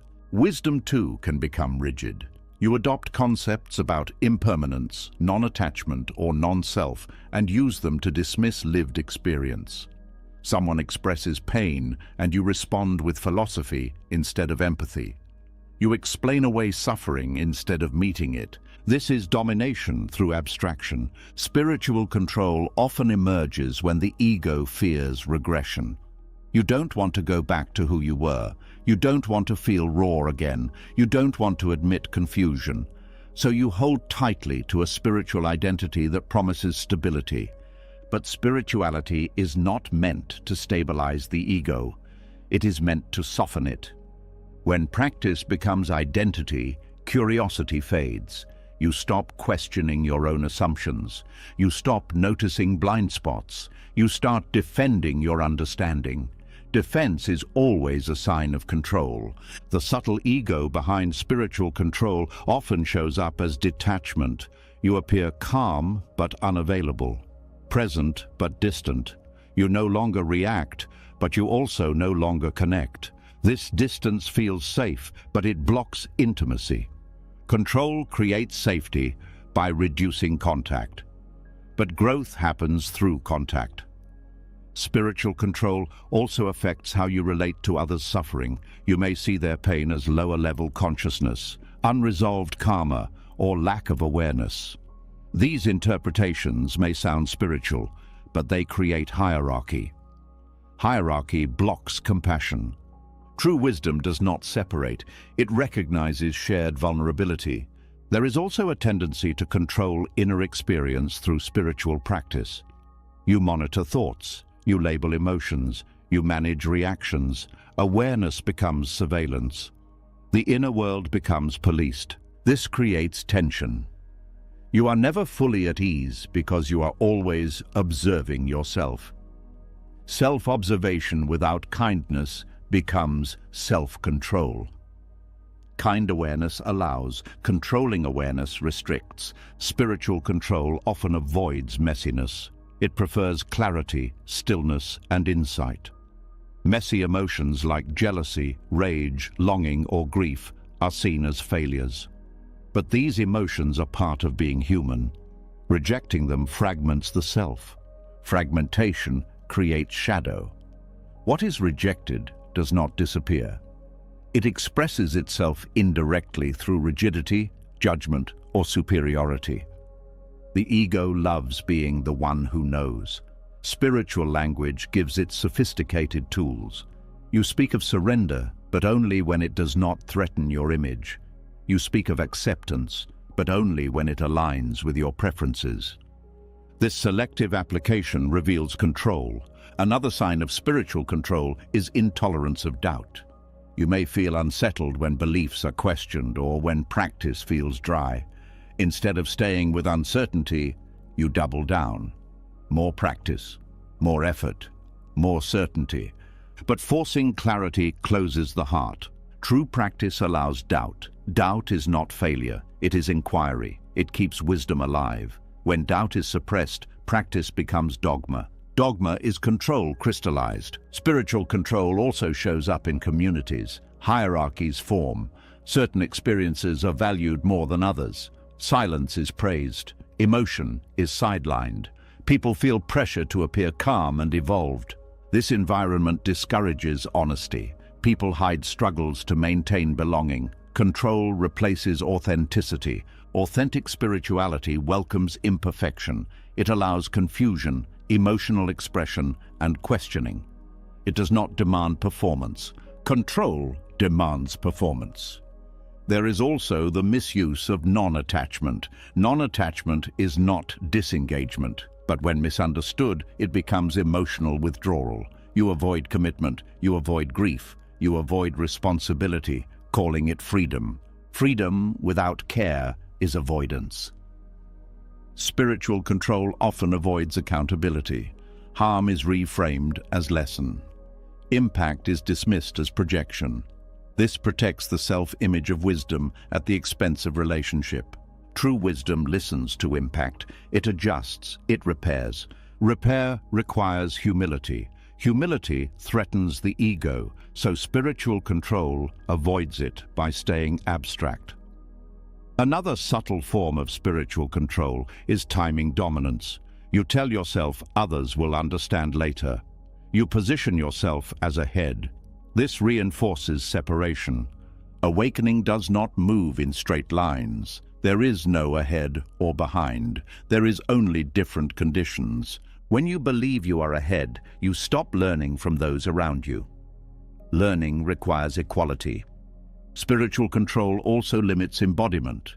You stay in the mind, observing. You avoid sensation, but wisdom is embodied. The body holds truths the mind cannot conceptualize. Avoiding the body keeps practice incomplete. Meditation is meant to open awareness, not narrow it.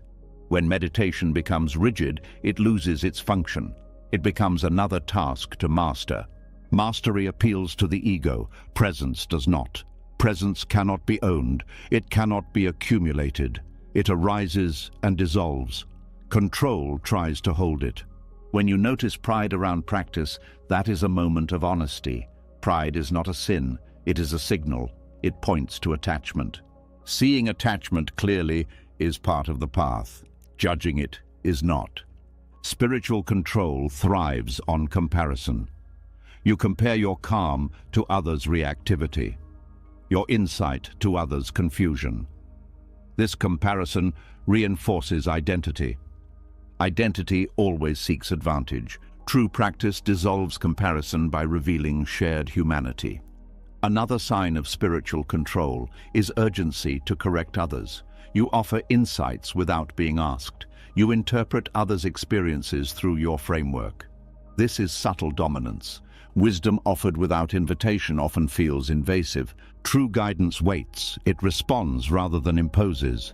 Spiritual control also shows up as rigidity around routine. Missing practice feels like failure. Rest feels like weakness. This is discipline without compassion. Compassion adjusts. Control insists. The nervous system feels the difference. Compassionate practice regulates. Controlling practice stresses. Spiritual growth does not require constant effort. Integration happens in rest. Control resists rest because it feels like loss of progress. But progress is not linear. It is cyclical. Forcing linearity distorts growth. Spiritual control also creates fear of collapse. You fear that without discipline, everything will fall apart. This fear reveals a lack of trust. Trust is not blind faith. It is confidence in awareness. Awareness remains even when practice fluctuates. Letting practice breathe allows life to inform wisdom. Wisdom that is disconnected from life becomes brittle. Brittleness is a sign of control. Softness is a sign of integration. Integration allows contradictions. You can be mindful and reactive, wise and confused, grounded and grieving. Control demands consistency. Integration allows complexity. The ego resists complexity. It prefers clarity. But clarity without depth is shallow. Spiritual control also limits joy. You may downplay pleasure, spontaneity, or playfulness in favor of seriousness. This creates dryness. Joy is not a distraction from awakening. It is part of aliveness. Avoiding joy is another form of control. Awakening is not about becoming someone special. It is about becoming available, available to experience, available to relationship, available to truth. Spiritual control makes you special. It elevates. Availability humbles. Humility opens the heart. Control closes it. When spiritual control softens, practice becomes lighter, less effortful, more sincere. You stop trying to embody wisdom and start listening to life. Life becomes the teacher again. You notice when practice is used to avoid.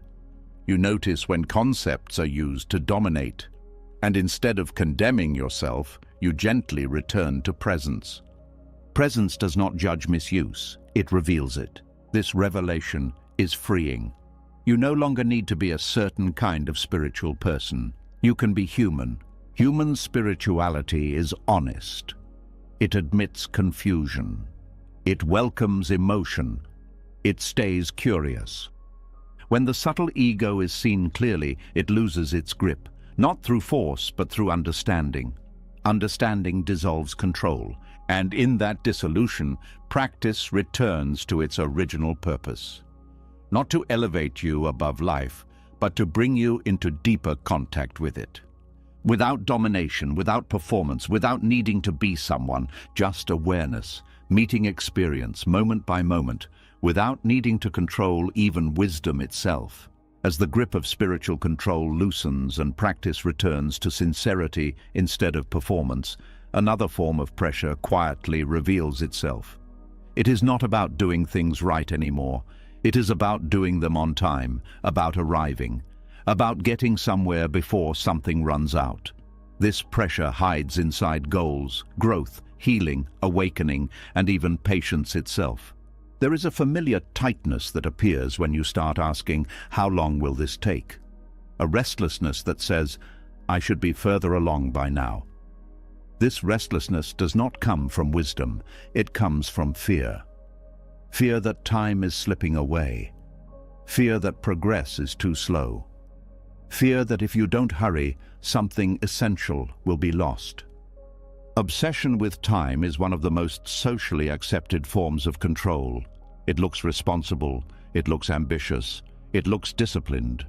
But internally, it creates constant anxiety. Anxiety feeds on imagined futures, and timelines are nothing more than imagined futures dressed as certainty. When you attach progress to time, you turn growth into a race. You measure yourself against clocks, calendars, milestones, and other people's journeys. This measurement creates pressure. Pressure activates the nervous system. An activated nervous system cannot integrate experience deeply. Growth that is rushed becomes shallow. Healing that is rushed becomes fragile. Insight that is rushed becomes conceptual rather than embodied. Time obsession also distorts perception. You stop noticing what is changing because you are focused on what hasn't changed yet. Small shifts go unseen. Subtle growth is dismissed. You overlook resilience, wisdom, and capacity that have already developed. The mind believes timelines create motivation. In reality, they often create self-violence. When progress does not match expectation, shame appears. I'm failing. I'm behind. I'm wasting time. These thoughts tighten the body and narrow awareness. Trust cannot grow in a body that feels constantly behind. Buddhist understanding recognizes that time is not experienced linearly in the body. The body does not heal by schedule. Insight does not mature by deadline. Transformation follows rhythms, not clocks. Nature does not rush, yet nothing is delayed. This truth is easy to admire and difficult to live. Modern conditioning teaches urgency. Urgency feels like survival. Slowing down feels risky, but urgency is often a sign of distrust. Distrust that life will unfold without constant pressure. Distrust that your process is valid. Distrust that you are allowed to take the time you need. When you obsess over progress, you turn the present moment into a means rather than an end. The present becomes valuable only for what it produces. This robs life of immediacy. Presence cannot thrive when it is constantly evaluated. Progress fixation also creates a false future self. You imagine a version of yourself who is healed, awakened, calm, complete. This image becomes a destination. You endure the present in order to reach it, but that future self is always elsewhere. When you arrive at one milestone, another appears. Completion keeps moving. This chasing keeps peace postponed. Trust unfolds naturally when you stop demanding arrival. When you release the idea that you must become someone else to be okay, growth continues without pressure. Growth does not stop when control is released. It becomes more organic. Control over time also interferes with learning. Learning requires repetition, mistake, and integration. Timelines reduce learning to outcome. Did I get it yet? Replaces curiosity. Curiosity thrives in spaciousness. Anxiety suffocates it. Obsession with timelines also narrows compassion. You expect others to heal, change, or understand at a certain pace. When they don't, impatience appears. This impatience is often mirrored inwardly. When you soften time expectations for yourself, you naturally soften them for others. This softening deepens relationships. Conversations feel less pressured. Listening improves. You stop waiting for people to change and start meeting them as they are. Releasing control over time also changes how you relate to effort. Effort becomes responsive instead of forced. You act when something is ready to be acted on. You rest when rest is needed. Rest is not wasted time. Rest is integration. Many breakthroughs happen during rest, not effort. When the mind relaxes its grip, insight surfaces naturally. Control interrupts this process by constantly checking progress. Progress checking pulls attention out of experience and into evaluation. Evaluation activates judgment. Judgment creates tension. Trust unfolds when evaluation quiets. Another hidden cost of timeline obsession is fear of aging and mortality. Time pressure is often fear of running out of opportunity, running out of meaning, running out of relevance.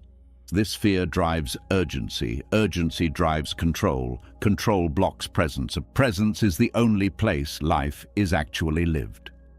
When you release control over time, you are not denying mortality. You are changing your relationship to it. You stop racing against it and start living within it. Living within time means honoring seasons. There are seasons of effort and seasons of rest, seasons of clarity and seasons of confusion. Forcing one season to behave like another creates suffering. Trust recognizes seasonality. It does not panic when growth feels slow. It does not cling when growth feels fast. Progress is not linear. It spirals. Old patterns resurface not because you failed, but because deeper layers are ready to be seen. Timeline thinking interprets this as regression. Trust recognizes it as deepening. This recognition reduces discouragement. Discouragement comes from expecting straight lines in a world of cycles. Releasing control over time also changes how you relate to goals. Goals become directions rather than demands. You move toward them, but you are not defined by when you reach them. This reduces fear of failure. Failure becomes information rather than indictment. Information guides adjustment. Indictment freezes movement. Trusting the process also allows for mystery. You do not need to know when or how something will resolve. You only need to stay present and responsive. Responsiveness is different from passivity. It means engaging fully with what is in front of you without forcing what is not ready. This approach conserves energy. You stop fighting imaginary deadlines. Energy returns to awareness. Awareness notices when action is needed and when waiting is wise. Waiting is not delay, it is alignment. Alignment feels calm. Calm supports clarity. Clarity emerges naturally when the nervous system is not under pressure. Pressure collapses clarity into urgency. Releasing control over time also heals the relationship with patience. Patience is not tolerating frustration while waiting for something better. It is being fully present without needing something else to arrive. Patience is presence without demand. This kind of patience is not passive. It is alert, curious, and open. The ego resists patience because patience removes leverage. The ego wants to negotiate with life. Patience listens. Listening reveals subtle shifts that urgency misses. You begin to notice micro-changes, slight softening, increased capacity, shorter recovery times. These changes accumulate. Trust grows when you notice these changes rather than dismiss them because they don't match expectations. Expectation is the enemy of trust. When expectations loosen, gratitude naturally increases. You appreciate what is happening now rather than fixating on what isn't. Gratitude grounds awareness. Grounded awareness reduces anxiety. Anxiety thrives on future fixation. Trust anchors you in now. Releasing control over time also impacts decision-making. Decisions are no longer rushed to meet imagined deadlines. You allow options to clarify. Clarity that emerges from waiting is often more aligned than clarity forced by pressure. Forced decisions often require later correction. Trust reduces this cycle. There is also humility in releasing time control. You admit you cannot predict everything. You allow life to surprise you. Surprise is not threat, it is aliveness. When you stop micromanaging progress, joy becomes possible again. Joy cannot exist under constant evaluation. Evaluation asks, am I there yet? Joy asks, what is here now? This shift is subtle but profound. Trust does not mean you stop planning. It means you stop worshipping plans. Plans become flexible. Adaptation becomes natural. You no longer feel betrayed when things take longer than expected. You adjust. Adjustment is a sign of intelligence, not failure. Time obsession often comes from comparing paths. You see others who appear ahead. Comparison distorts perception. You do not see their struggles. You only see milestones. Trust returns when you stop comparing timelines and return to lived experience. Your experience is the only one you can inhabit. Measuring it against others creates dissatisfaction. Dissatisfaction fuels control. Control blocks peace. Peace does not require completion. It requires presence. Releasing control over progress also allows humility in spiritual practice. You stop measuring insight. You stop ranking experiences. You allow depth to develop quietly. Quiet development is often the most stable. Trust unfolds when you recognize that nothing essential is missing. Growth is happening even when it feels invisible. Roots grow underground before anything appears above the surface. Forcing visibility weakens roots. When you honor unseen growth, you stop demanding proof from yourself. This reduces internal pressure. Pressure is exhausting. Rest returns when trust replaces pressure. Trust is not something you decide intellectually. It emerges through repeated experiences of letting go and discovering that nothing collapses. Each time you release urgency and remain present, trust deepens. You begin to feel time differently. Moments feel fuller. Days feel less rushed. Life feels less like a countdown. You are still moving, still learning, still growing, but without the whip. Progress continues, but it is no longer a burden. And in that shift, something becomes clear. You were never behind. You were always in process. Process does not need to hurry. When you stop trying to outrun time, time becomes an ally rather than an enemy.